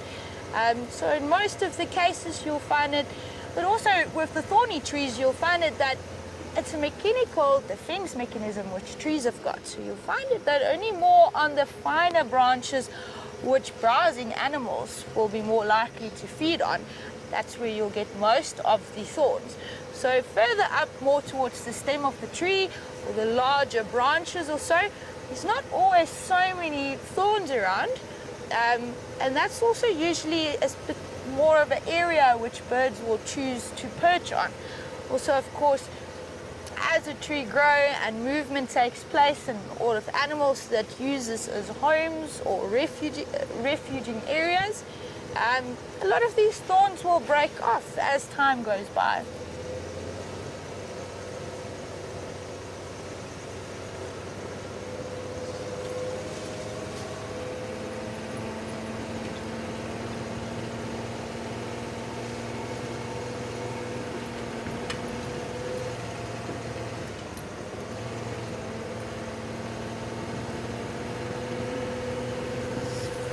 Fairly quiet afternoon with the larger animals, but we've had quite an interesting afternoon so far. Some vervet monkeys, great honey badgers. I do wish we could have had a better view of them. It seems as if they were on their way somewhere important. And yet to come is hopefully we can find that special leopard.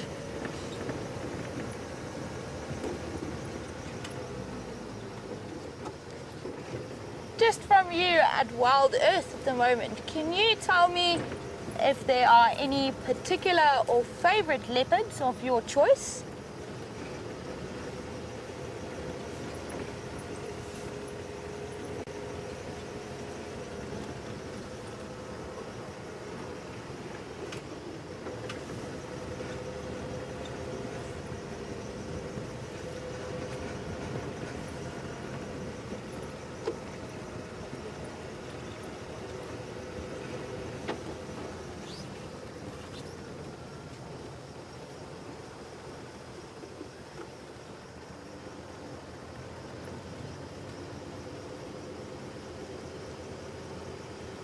Debbie, the relationship between hornbills and dwarf mongoose is, of course, there's a symbiotic relationship between them where they actually help each other for survival and food.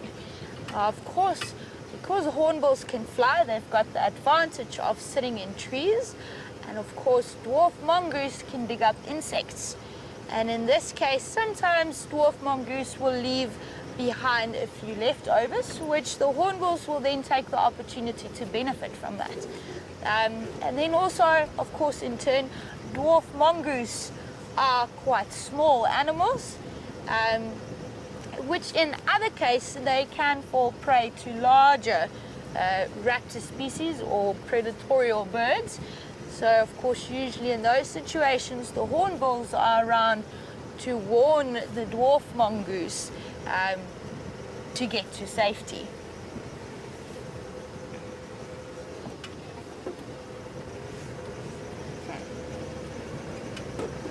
Beautiful last little bit of light that we've got for the afternoon. We've got that golden light coming out, shining there on the marula trees. And speak about the devil. There we've got a few dwarf mongoose taking the opportunity of sunning themselves on the last little bit of sun that's left. Of course, they are diurnal animals. Diurnal means that they're active during the day. So they're just obviously getting ready for a good night's rest. Now, coming back to the question of the symbiotic, or the explanation of the symbiotic relationship between dwarf mongoose and yellow-billed hornbills, is you'll sometimes find that, of course, it can get quite chilly here early in the mornings in the low-veld area on the Sabi Sands where we are. And of course, the dwarf mongoose will sometimes take the opportunity to sleep in a little bit as they just keep each other more warmer. And you'll find it that the yellow-billed hornbill will sometimes get quite impatient in these situations, where they will actually go and sit at the hole of the dwarf mongoose to wake them up and let them know to hurry up because they're hungry. Can you imagine? All right. So these are also the smallest carnivorous mammals.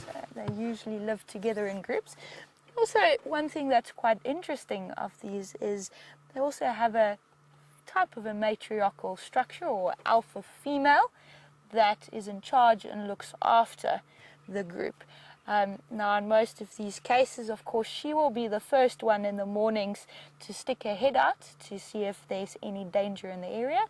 And then, of course, as soon as the coast is clear, she will usually let the rest of them know that it's safe to come out. Now, in the case if something should happen to the alpha female and they don't have anyone to lead the group, of course, they'll sometimes choose a few candidates of the older adult females in the group. And in one particular case, you'll then find it that they have a groom-off competition where they will clean and clean and clean each other until they get exhausted. So, of course, as the one gets exhausted and falls out, you'll usually find it at the end that it's only two, and it's usually the one that's got the best grooming abilities that will then take the next position as the alpha female within the group. All right, let's carry on. Okay.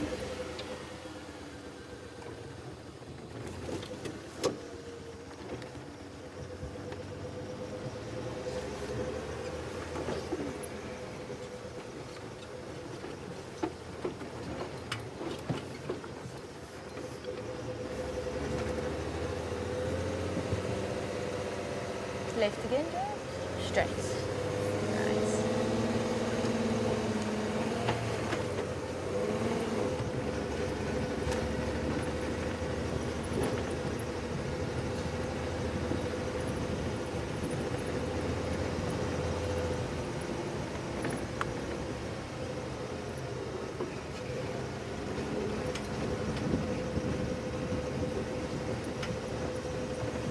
James Richard, thank you very much for answering back.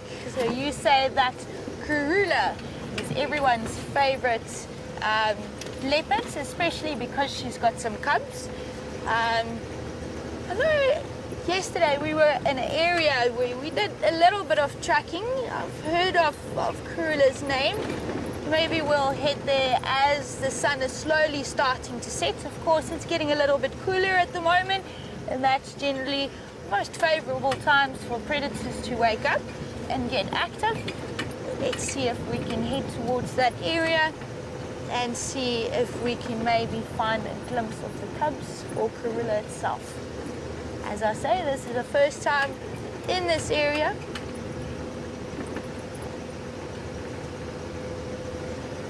Right, so while we are on our way to see if we can find Karula and the cubs for all of you guys, I'm gonna give it over to Jamie to see what she's been up to for the afternoon.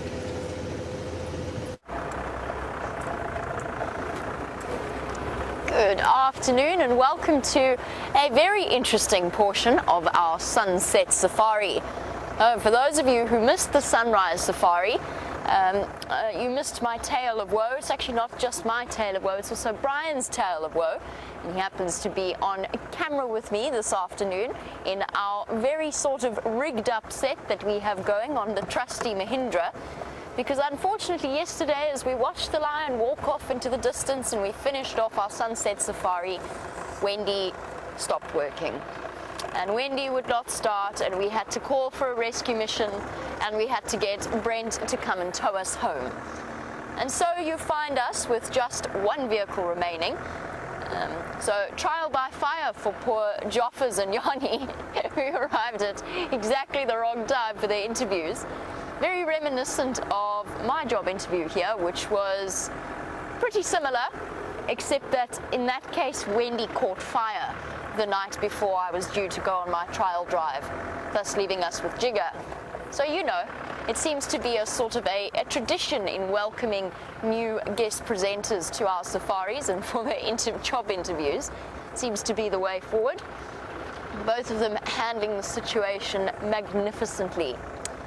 Right, so what have we been doing? We've been testing things, we've been trying to sort out our comms issues, and a bit of an attack of the gremlins in our current system. And Brian is sitting behind me in the vehicle with the tripod all sort of bungee strapped onto the back. And off we go in our makeshift broadcasting vehicle with the bushwalk backpack sitting in the back. I dropped off Herbert and Joffers, who interviewed this morning, to go and track down a leopard for us around the Mulwati drainage line. Apparently the tracks that they had were relatively old, and not too fresh, but Taxon's just called in tracks heading in this direction that look much fresher. So we're going to go and check some of this. Well, if indeed it is Tingana, we have no idea which male leopard it is. I suspect it might be, though. I'm trying to investigate all of his favorite haunts, places where he likes to go and hang out, and see if there's any chance of bumping into him. Unfortunately, obviously in our rigged up system, we don't have any lights, and the Mahindra spotlight is short one plug due to an accident involving a door slam that sliced it off. It happens. So now I was in the process of rewiring it, but I haven't quite managed to get it working yet. So there you go, you have our makeshift setup, and off we head into the bush. It's quite fun in a way, and I do feel exceptionally dwarfed by the Mahindra. Beautiful sunset over Treehouse Lake, as it is now affectionately known. Very pretty. How's the view there, Brian, since I don't have a monitor? Shall we stop and enjoy the sunset briefly? This is a most peculiar feeling.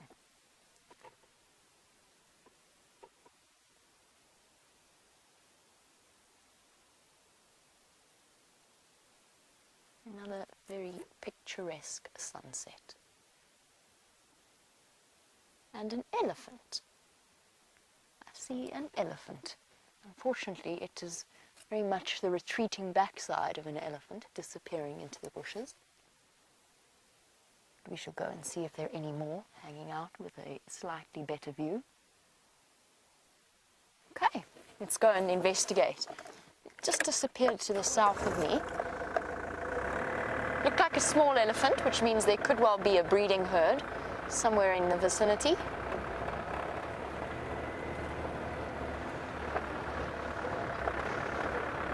This morning on Jonathan's interview drive, we had an Ellie bull in the drainage line that was just not entirely happy with life. And we viewed him from a distance and he still showed a lot of sign.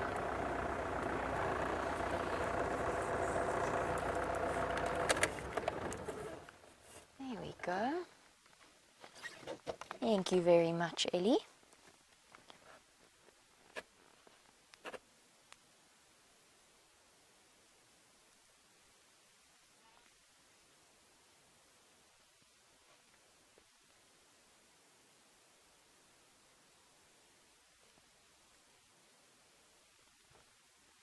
Oh, Marmaduke, on the subject of Wendy's breakdown in the dark, where Brian and myself had to sit sort of watching the lioness disappear and just wondering casually whether there were any more about.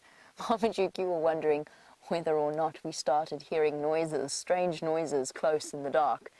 And we did it a few times, and then of course the strange noise eventually turned out to be Brent approaching in the Mahindra. We could hear him from about another continent away. And he did pull up in the scene, rescuing us from our plight. There was, I think, another lion somewhere hanging around us, to be honest, but we never located it, we never found it. Just an instinct more than anything else. That female was exceptionally pregnant. I had a double check, by the way, just as an update, on, since we are talking about the lioness whilst looking at an elephant. Sorry about that. But the lioness, I double-checked the screenshots that you guys very kindly put up of her. And whilst I think she is at the point that she's going to be lactating, I don't think she has suckle marks. I think that she is still pregnant. She hasn't dropped her cubs just yet. That would be my suspicion. Oh. I don't know if you could see that little baby running across the background there. And then we've just got a young bull snacking on what looks to be a sickle bush. It's quite hard to tell in this light.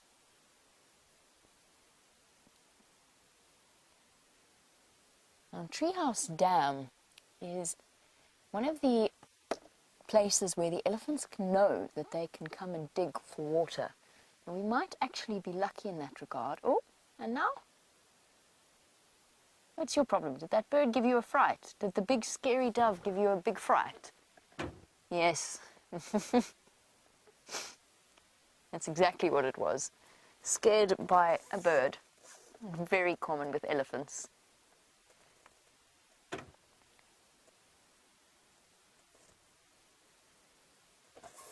I think they're on their way to Treehouse Dam to go and dig for water, and that brings up a question raised by Debbie, which is how deep is the water table in the Mulwati, and could the elephants dig there to bring up some water, not just for themselves, but of course to the advantage of other animals as well. And Debbie, I'm not entirely sure how deep it is around the Mulwati. I've noticed a few holes that they have dug, but they haven't struck water, so to speak.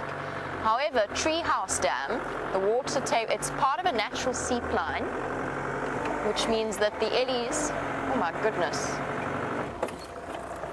that's a bit noisy for an approach to elephants. Let's try this a bit more gently.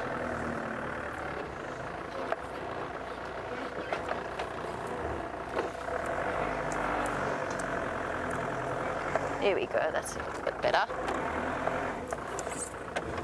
So Debbie, the water level around Philemon's Dip, which is where, of course, our water pump for the lodges and for the dam sits, is, I think somebody said something like 6 meters, so that's around 18 feet below the surface of the soil. So still relatively high, which is good news for our animals.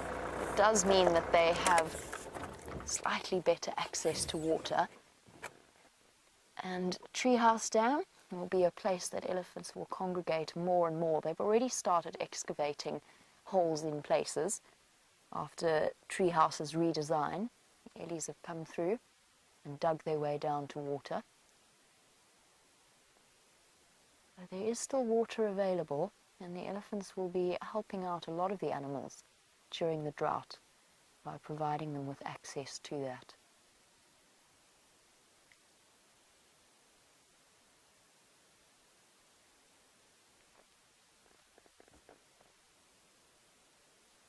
Elephant herds at the moment being more and more spread out in terms of the individuals, just having to sort of constantly move and find food, because there's quite a lack of nutrition. I mean, the grasses at this point are no longer particularly palatable for them.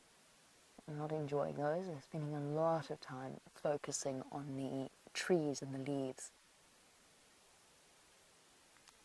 I recognize this herd. I've seen one of the females before. She's got a huge V-shaped notch out of her ear, out of her right ear. And she is wandering around in the background. There's quite a few calves in this herd as well. And quite possibly, if we're lucky, being nice and still here, we might even get some of them coming up to say hello at some point. Had the most extraordinary sighting the other day with a young ellie bull that pulled up a root and started trying to whip the car with it. After he realized that he could not intimidate us by sort of running and trumpeting at us, he decided he was going to try and whip the car. And at one point I was actually a little bit concerned he was going to hit Liam. He was almost about to reverse and move the car back. Amazing what they do at that age. They get so curious and very, very brave, as long as mom is around somewhere. And I suppose you would be if you had a 4 or 5 ton mother looking out for you.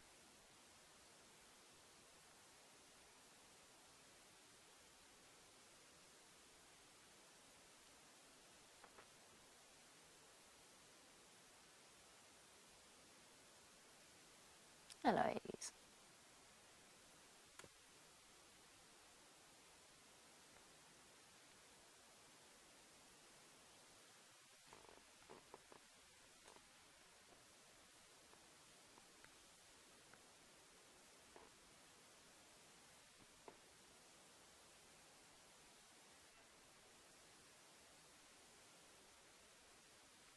A very, very peaceful sighting. I love watching elephants at this time of day.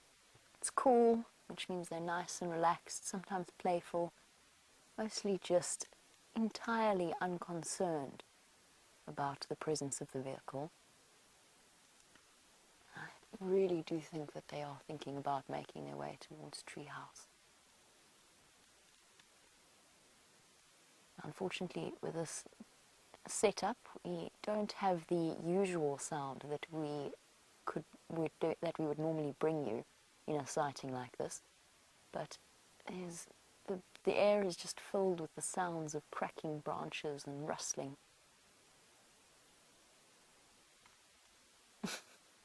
And in one case, a very large crack, as a very large tree went over. On.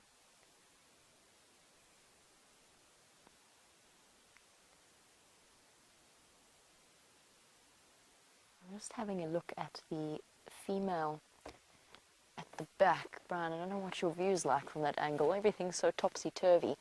There's a female standing with her back to us. She's just slightly turning to the right. There she's starting to walk, and I suspect that she is pregnant. She looks like she's bulging out along the sides. And we've encountered quite a few very heavily pregnant females recently. And they've got a tough time ahead of them. A 22-month gestation period during a drought.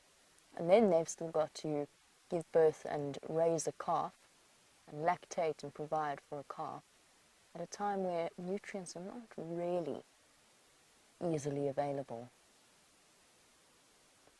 I'm going to reposition because there's a little one on a termite mound that is terribly cute. Hold on, no, I'm not. I've got a visitor. We've got a whole herd coming along the road behind us. All the rest of the herd. Here's a young male. Good boy.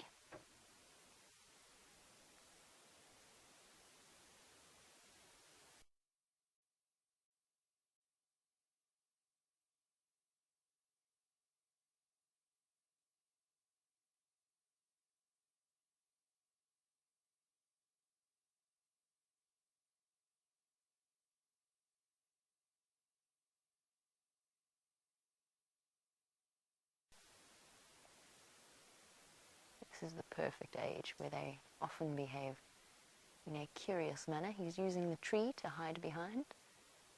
Oh no, still distracted by the prospect of dinner. Hello, little one. Apparently we're not that interesting today. Oh, that doesn't look very nice to eat.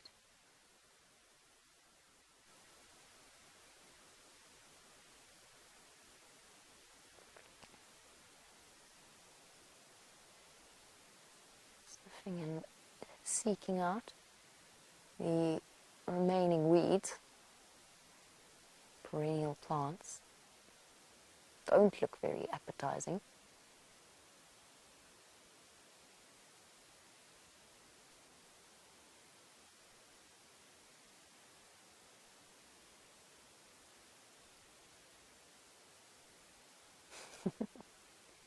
Yeah, solid twist there. Trunks are such amazing things. It's sort of a dual purpose food finder and food collector. And accordion action, backwards and forwards, stretching out like a concertina and then back again. An astounding amount of proprioception and coordination.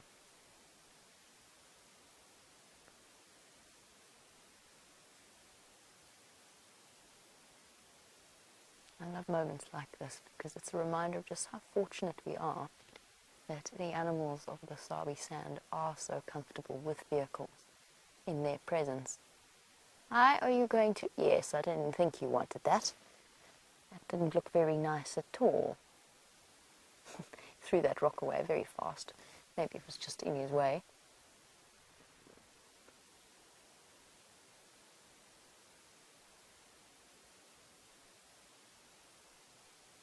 Oh boy.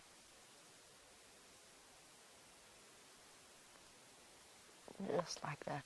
All of the weeds in that, or at least all the plants in that area are completely gone.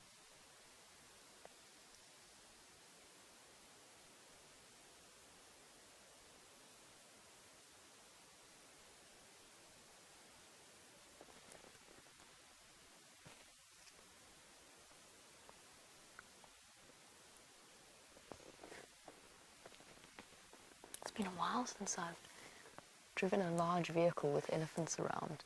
It's interesting, I've got so used to the little Land Rovers. I have to keep reminding myself to check behind, see what's happening there. The rest of the herd is on their way, or the stragglers of the herd at least, are on their way through.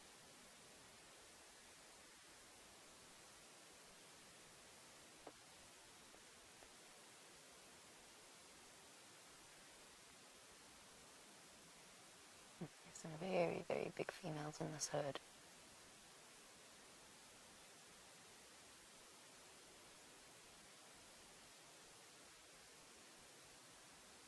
Hello, boy. Are you the same nonsense that came to cause trouble yesterday? I feel like you might be.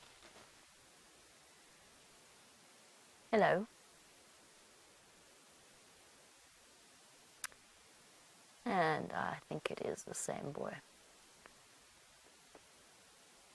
You're very big, very beautiful.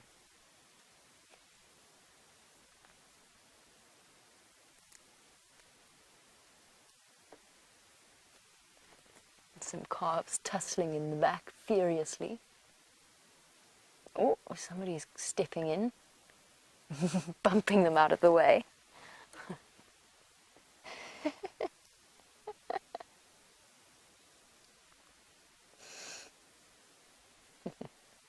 Little cousins having an absolute ball, charging each other and ramming each other. playing guess who's biggest and strongest. Distracted now, making sure they don't get left behind. Most of the elephants in this herd are very much concentrating on feeding themselves. And Tim, you were wondering, do the elephants see the food on the ground or do they sniff it out? And the answer is they've got a complete blind spot underneath them. They cannot see down by their feet unless they would seriously contorting their head. And it's purely by virtue of the trunk reaching out in a combination of touching as well as smell. So you'll see they sort of sniff, and then they give a few exploratory touches with the tip of the trunk, which is exceptionally sensitive, and then they make a decision as to whether or not that's going to be interesting to them. What's fascinating to watch is sometimes you see an elephant that actually grabs something and then changes its mind. I often see them do it with roots and tubers. They pick it up, they dig it out, and they pick it up and they put it in their mouths, and then they give it a sort of a cursory chew, and then spit it out again with a great disgust. Honestly, their sense of smell sometimes, I don't know if I would say that it leads them astray, but it doesn't necessarily always correlate with what they enjoy eating. I've seen them do it so many times. It's a fascinating thing, because you'd think that they'd be able to smell, that they weren't going to enjoy that. Oh, little boy, I'm going to get left behind. Yes, there you go.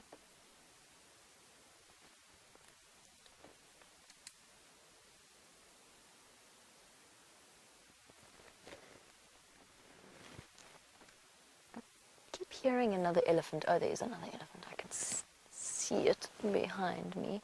Are they still coming through?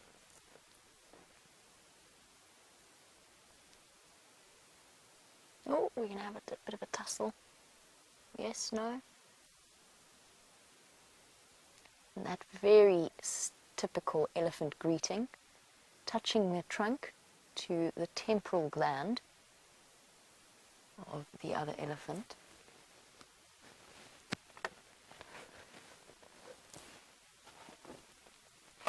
I smell must. I smell a must ball somewhere. Oh, wow. All right.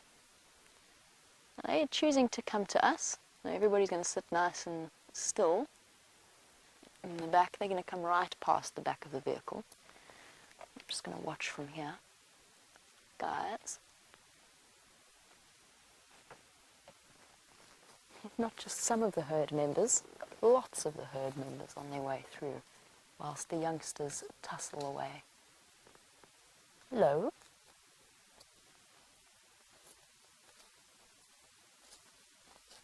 Hi, boy.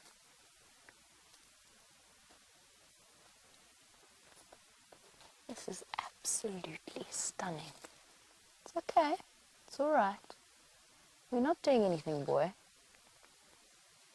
Don't you get stroppy with me.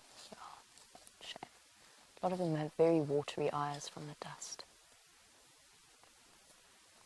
Amazing how distracted the bulls can get. So this herd being tailed by about 5 bulls, and they're still relatively young.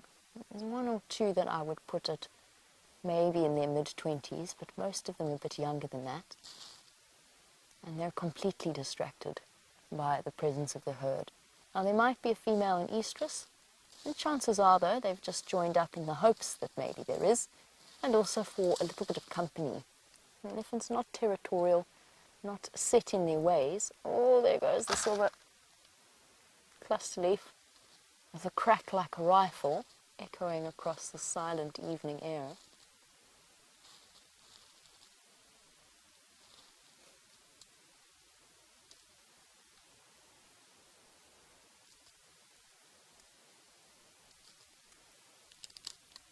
Beautiful.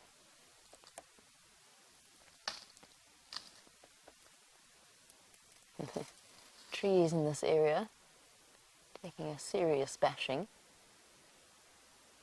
as the ellies seek out the best possible nutrients. Roy, you're wondering how long an elephant can stretch its trunk out. And the answer is relatively far. I mean, they can almost, not quite, but they can almost double it from its sort of natural resting position.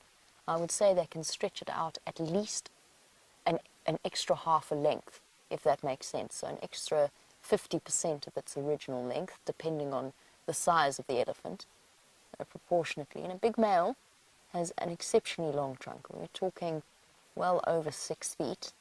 And they can stretch them very, very far. Right, got any more coming behind us? No. Beautiful. Lots and lots of elephants. Oh, yep, no, we do. No, but just letting you know that there are more coming. This is stunning. There must be about 50 or so elephants in this herd, or a couple of herds joined together. And there you go. Lizzie Bear, you were wondering about how many elephants there are in your average elephant herd. Now, out here we usually see numbers of around sort of between 15 to 20, sometimes even smaller. But the average I would guess at in this area is around 12 to 15. But at the moment we've been seeing so many elephants. There must be at least 100 elephants on Djuma at the moment. They just seem to be absolutely everywhere. And that's not necessarily just one herd. It can be multiple herds. Okay, let's just reposition quickly to get these young bulls rumbling at each other.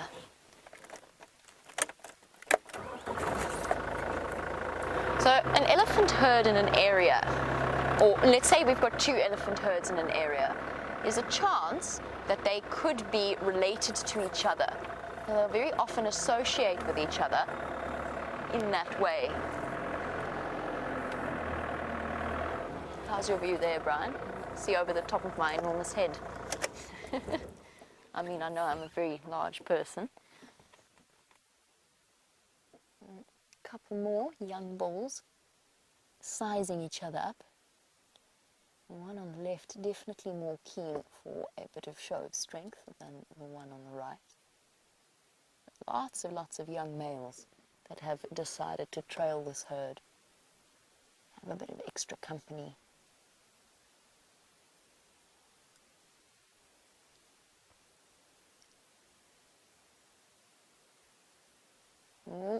Clear size difference there. And the one on the left not quite so keen anymore to cause a disruption or a disturbance.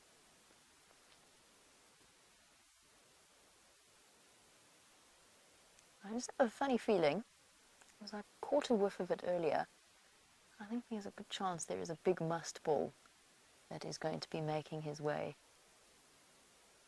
behind us.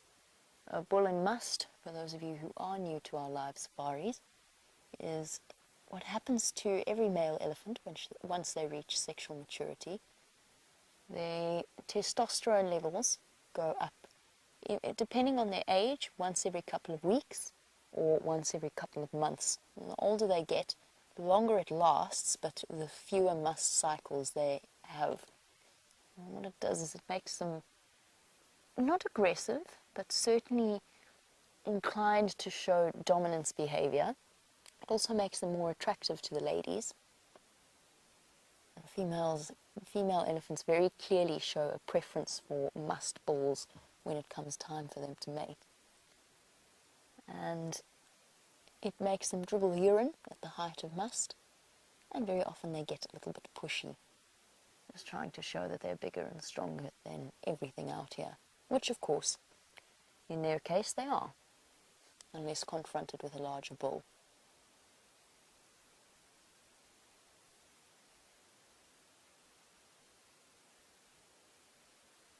What an absolutely beautiful sighting.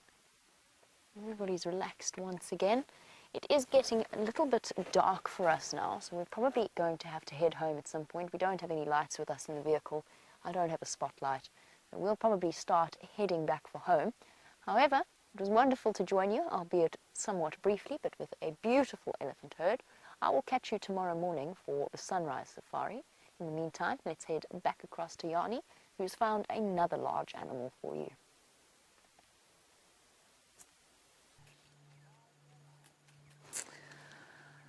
Welcome back, WildEarth viewers, for this lovely afternoon that we're having.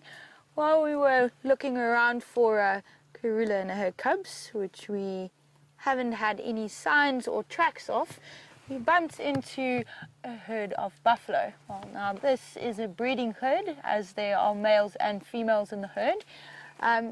Of course, there are also diurnal animals, meaning that they are mainly active during the day, so we won't be able to view them for too much longer, as when it gets dark we can't really use a spotlight on them.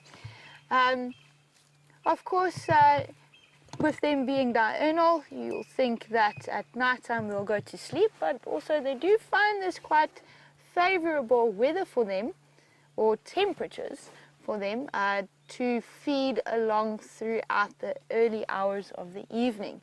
It's a lot more easier, of course, as during the day when it gets a bit too hot, buffalo will usually lie down resting either close to a waterhole, even in the waterhole, or mainly along drainage lines or gullies where there's loads of shade to keep them cool. Of course, all of them are grazing at the moment. They are also mainly grazers. I've seen them not very that much feeding on leaves, but that's generally when there's not too much food available anymore. Of course, this is one of the big 5 animals that are also, I'd say, probably one of the more dangerous ones, as they generally don't give any warning when they feel threatened by you.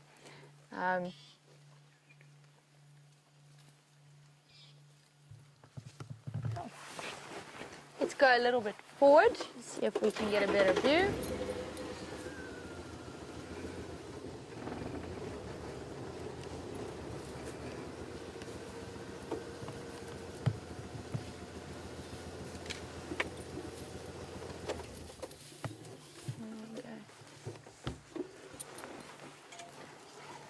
Of course, what you can see, difference between male and female, which we can perfectly see over here, is if you want to go towards the right here, this is a big, healthy buffalo cow. Oh, she dropped her head there in the bushes. Probably didn't powder her nose too well. Right, but towards our right is a young buffalo bull. And you can see on the horns itself that there's quite a thickening on the horn. And that is basically something that you call a boss. So what that is, there's a thickening of bone underneath these horns.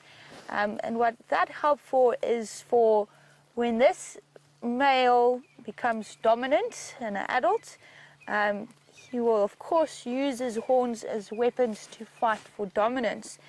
And of course, buffalo are also very strong, and it can leave quite an impact when buffalo do clash their heads together. So basically that thickening of the bone with the bosses do help to prevent any brain injuries that they can have. There's a little cow that felt spontaneous.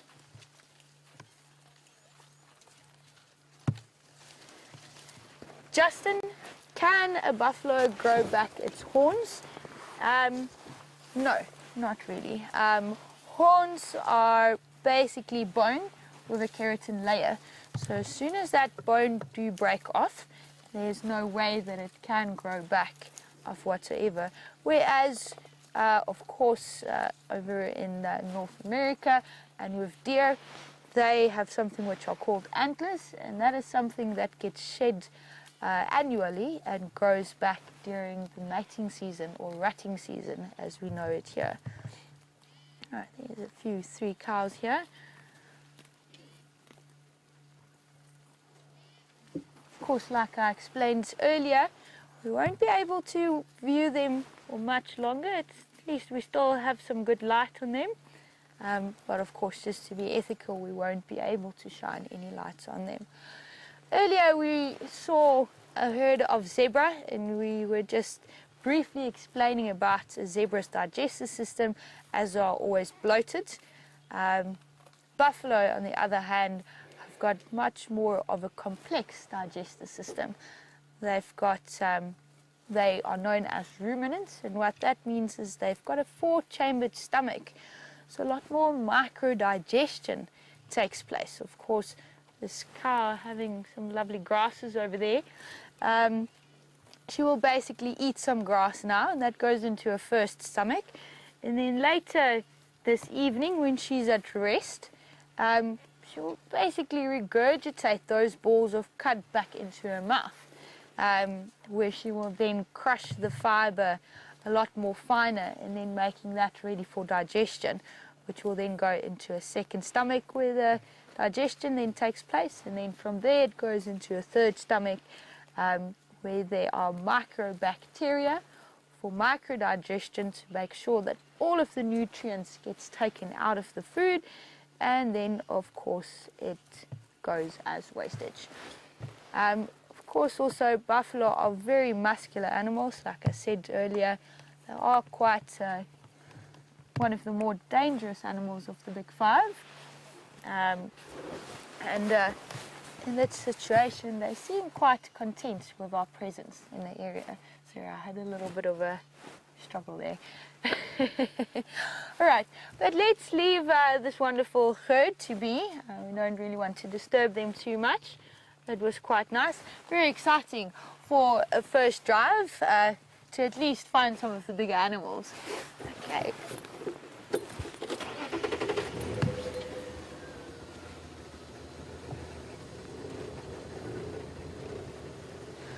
Ali, how long do buffalo feed each day?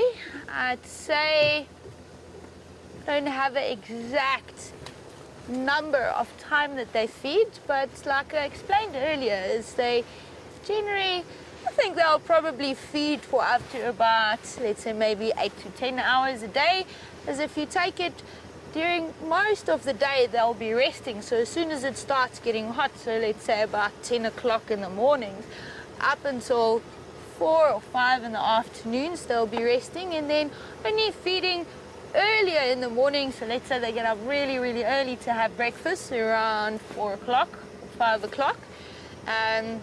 They'll start feeding up to 8. And then from there, in the evenings, they'll feed up to, I don't know, let's say probably 9 or 10 o'clock. It might be a little bit later.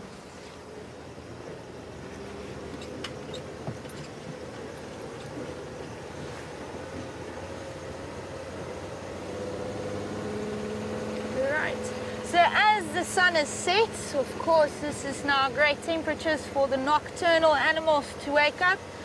Of course, there's a lot more smaller nocturnal animals to look for. They're not always the easiest to see, but let's see if we can get a little bit more luckier. Sorry, thanks, James. For the evening.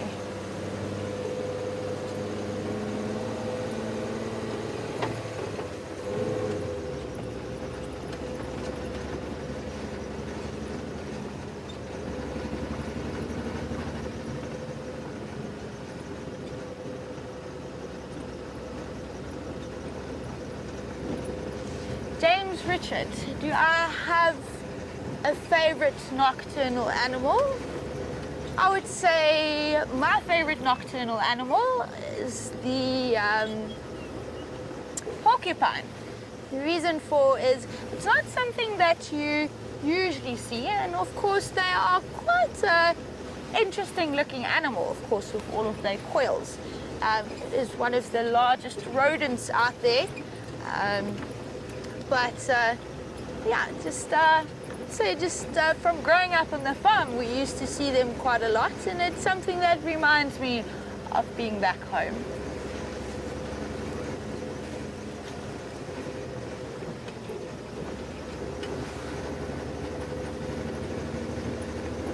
Of course, there's also various other interesting little nocturnal animals. Of course, you get something of the bush baby.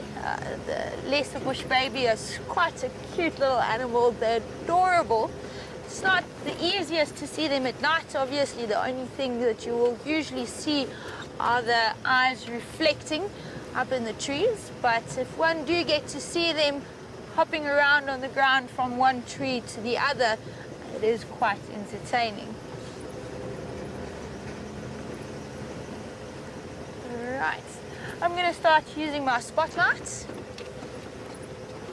Let's see.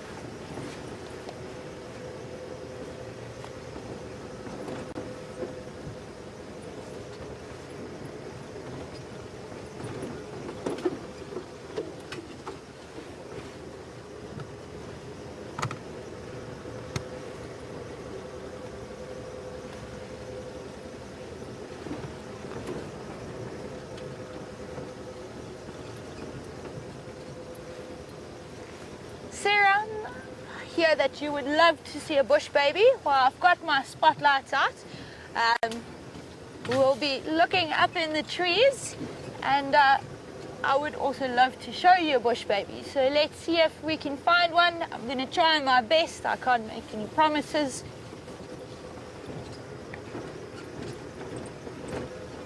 So just a little bit more information. This bush babies, or the lesser bush baby, are also quite territorial.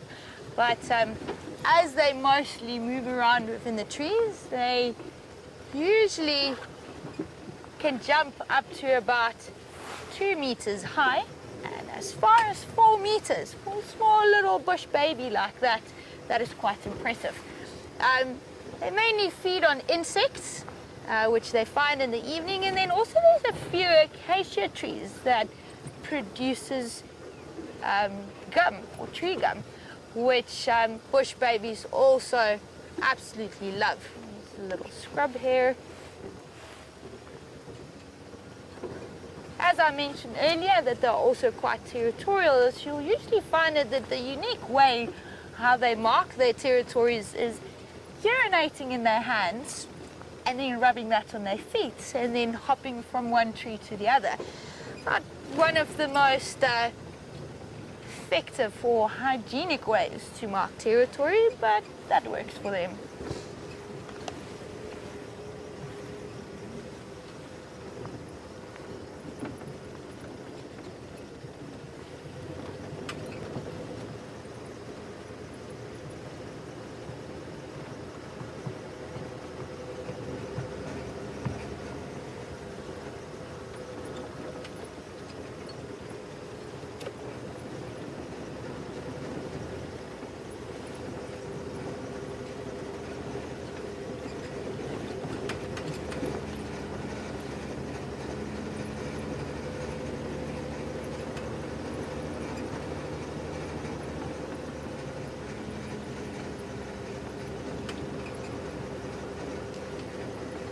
Anya, your question is, is there a nocturnal animal I have not yet seen in the bush? And yes, it is.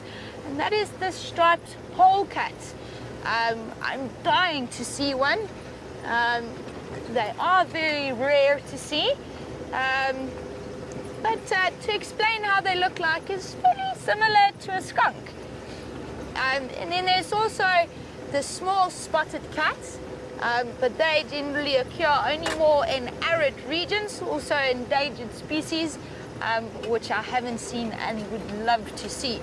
They generally in size, they're a little bit smaller than a house cat at adult size. I think that's probably one of the main reasons why I'd love to see it. It's just cute and small. Not that there's not if something wrong with the larger cats, of course, they're also absolutely adorable.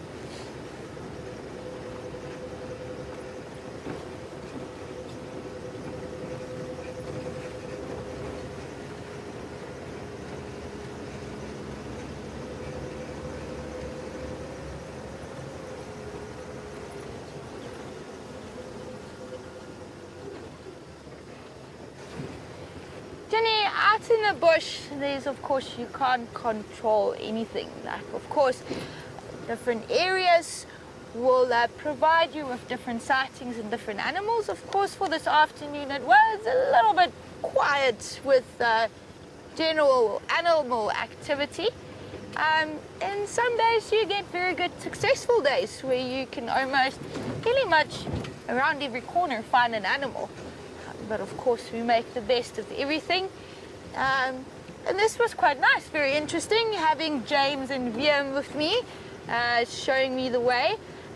I've had quite fun. It's been a good adventure.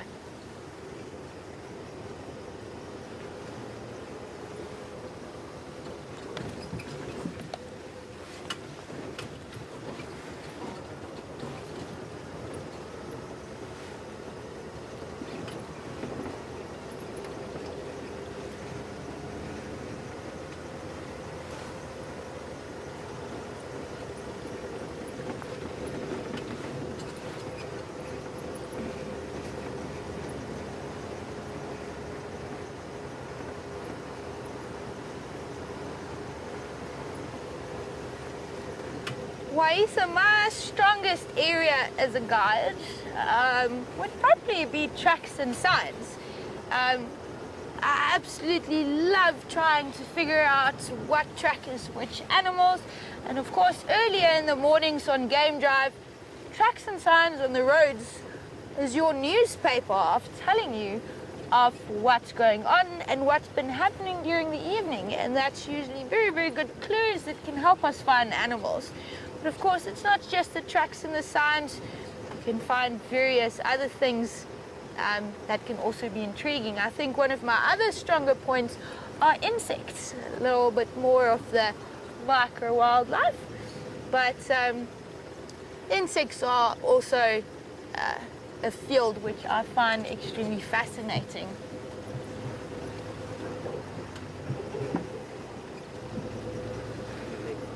Okay.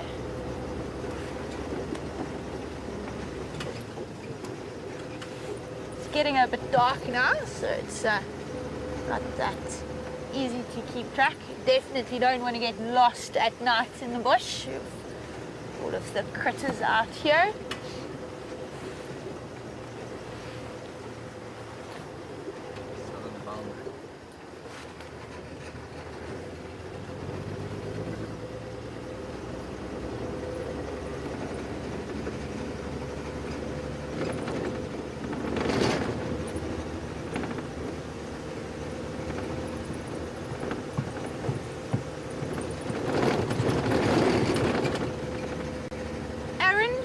Have I ever seen a sable? And the answer is yes, I have. It's quite a rare antelope to see, but within the area where I have worked within the Kruger National Park, close to the border of Mozambique, they do occur from time to time. But of course, these antelope are also not most of the sociable animals, so you won't really find them mingling or interacting with different species of antelopes within the areas. So it is quite rare to see them within most parts of Southern Africa, but absolutely beautiful animals. And James, can you correct me, as far as I have it, is this the area where Karula...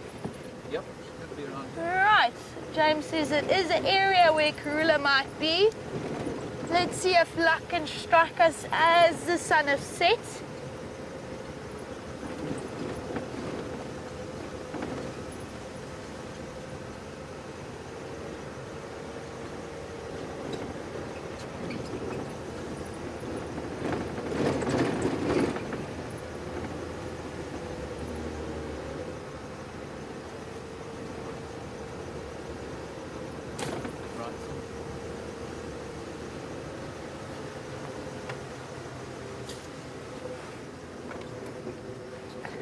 Tony, I do in fact see myself doing a bushwalk in the future.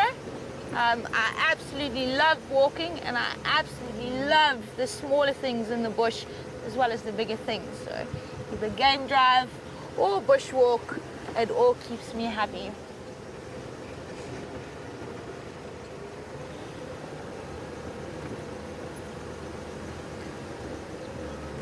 straight, eh? Yeah, and then next.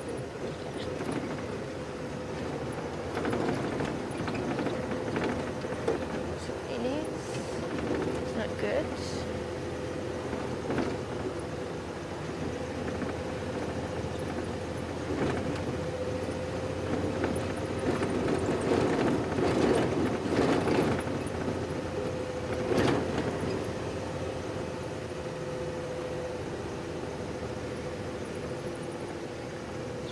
Laura, I actually do love all animals, and saying that I do like insects, I actually do like scorpions, I do like spiders, and I also do like snakes. Of course, with the more poisonous ones, one will usually be a bit more careful, but I all find them interesting and fascinating.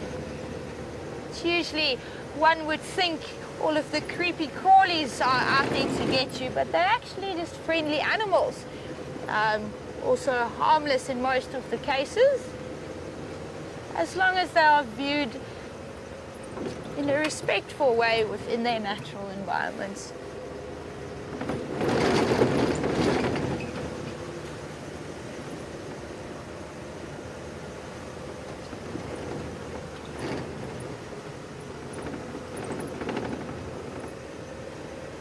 Actually, in fact, when I was a little girl, the only insect that I didn't really like was moths. And the one specific reason for that was they would also, always in the evenings when you're sitting outside, either having a barbecue, just sitting outside with the family having a chat, they will generally just come and flutter around in your face. And I didn't really like the fact of moths fluttering around in your face, but as I got to learn a little bit more about them, as I got older, we also do get a few moths in the evenings that are attracted to fermented fruits. So of course nowadays when you sit with a glass of wine or some beer or any fermented smell, you will find it that they might come and investigate to see if they can have a sip or two. Not always ideal for a moth if you're flying back home.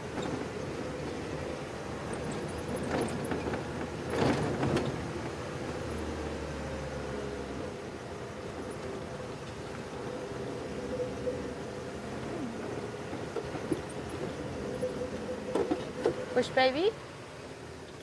I don't know if we're going to see that.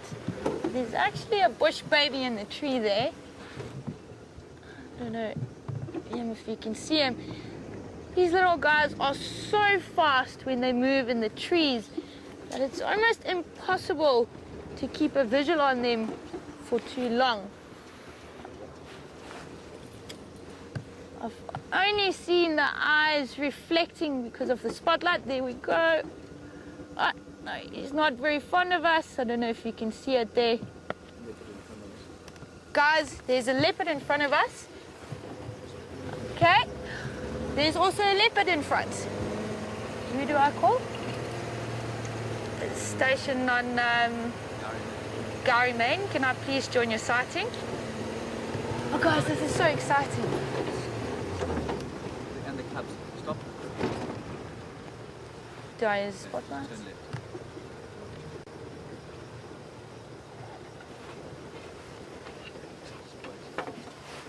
Copy.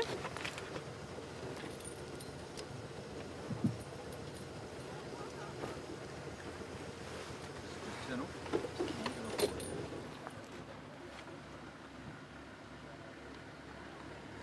Then maybe reverse back a bit.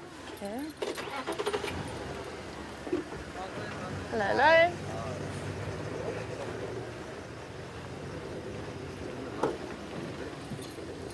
Which one? This one. Just wait. Alright. Guys, this is quite exciting. There's also quite a few vehicles around at the moment.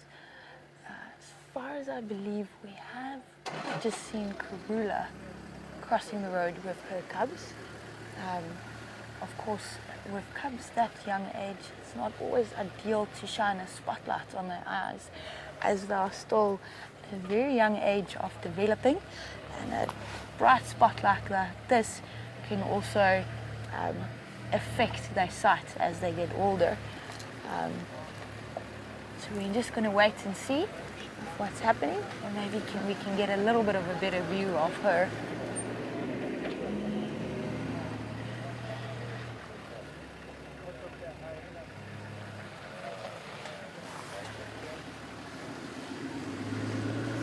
Right, okay, we're going to go a little bit closer. It's probably about estimates of about 30 meters to see, but I think... Gone south of the boundary. Okay, so unfortunately James has just told me that we are on the south of our boundary. I was quite excited. It would have been great to see her. Well, it would have also been great to show all of you your favorite Karula leopard. Right, let's go back to the area of where the bush baby were and see if we can maybe have a better view of that.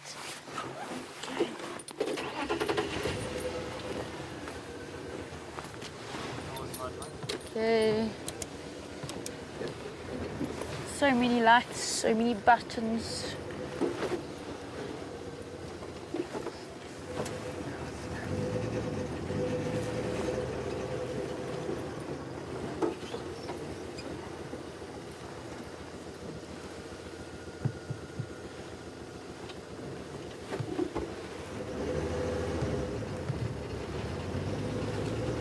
Right, put my spotlight back on.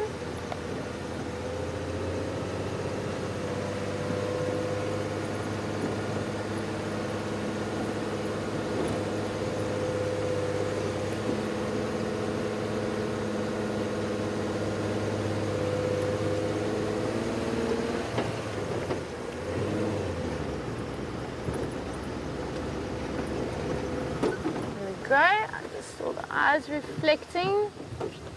See if we can get a little bit of a better view on that.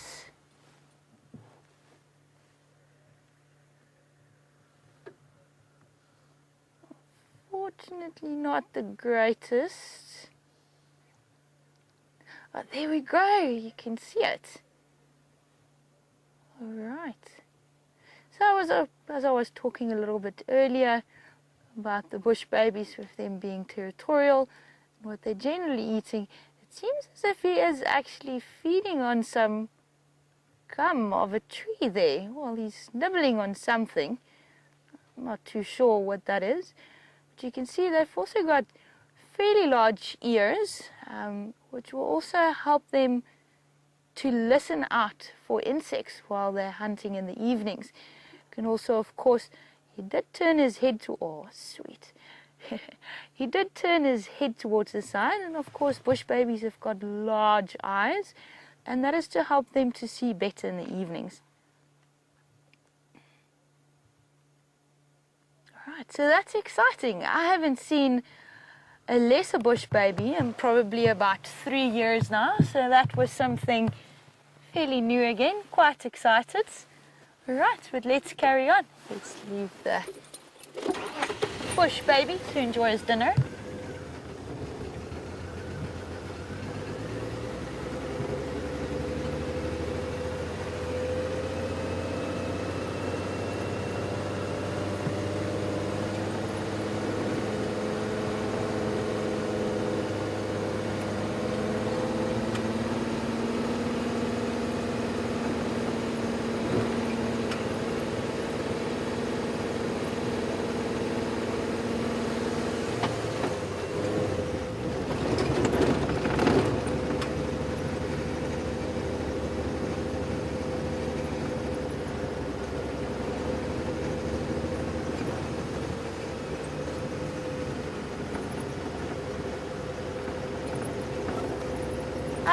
What is the most common animal to find? That would probably, I'm not sure if nocturnal or diurnal, but I'm going to go with the most common animal to find during the day would be impala.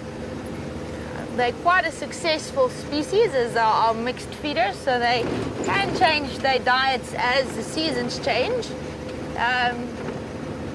which makes them successful in various different types of habitats.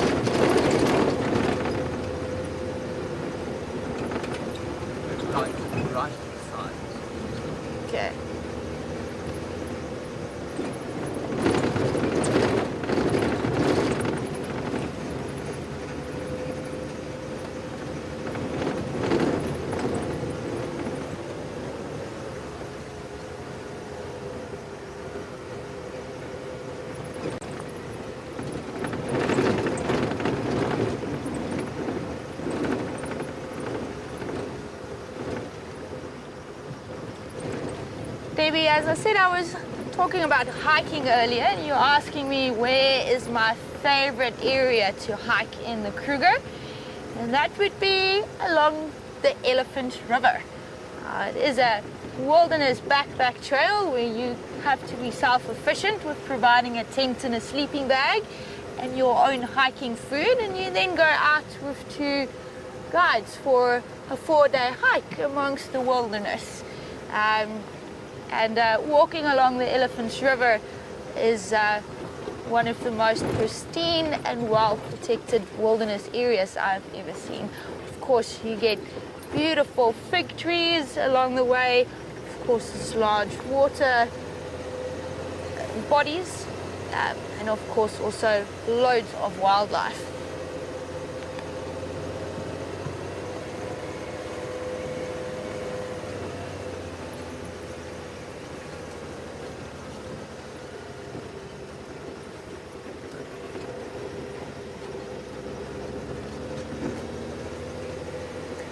How does Kruger compare to other countries? There's an elephant in front of us. I'm just going to put my lights off. Okay. Oh well, you're straight. Okay. I haven't. In specific areas, you'll find that there are different options of trails that one can do. But in Mozambique, it is quite rural and quite wild. So there aren't a lot of trails to do in those areas. And of course, each area in South Africa is very unique and very different from each other. So of course you'll find that there are different aspects to enjoy wherever one do go. It's more about exploring newer areas or the unknown.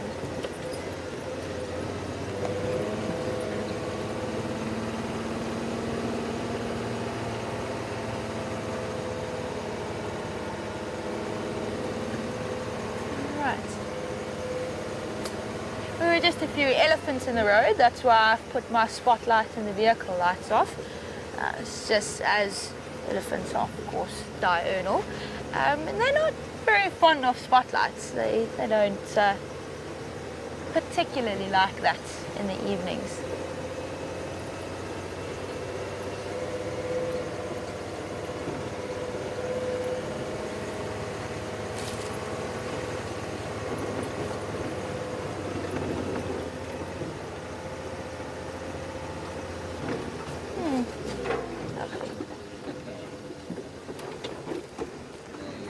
Thank you very much, and thank you to everyone supporting me throughout my first drive. Yeah. As unfortunately, I'm going to have to turn around. The Ellies have decided to make driving a bit difficult for us. I'm going to hand this over to James, just to have my hands free.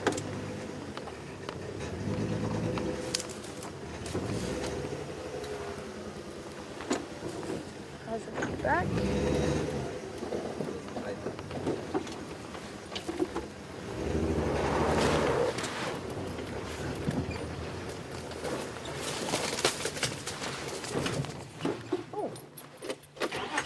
My bad.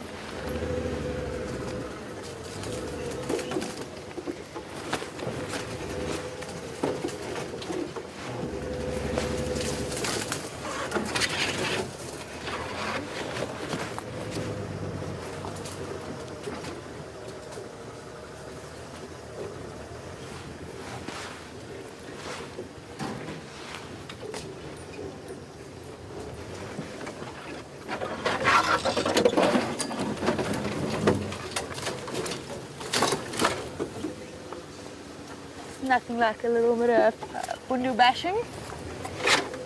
Sorry there, James.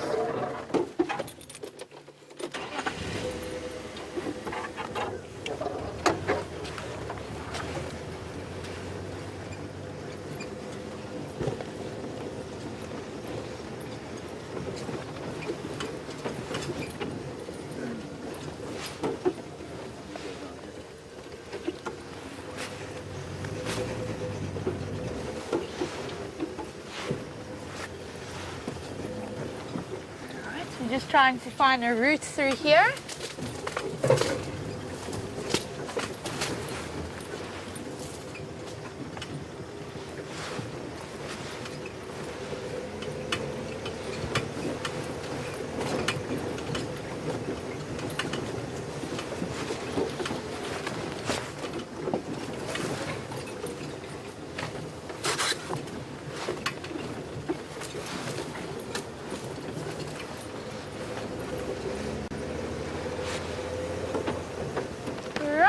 we're back on track. Thank you very much, James. Oh, and another elephant. All right. Just gonna put my lights off.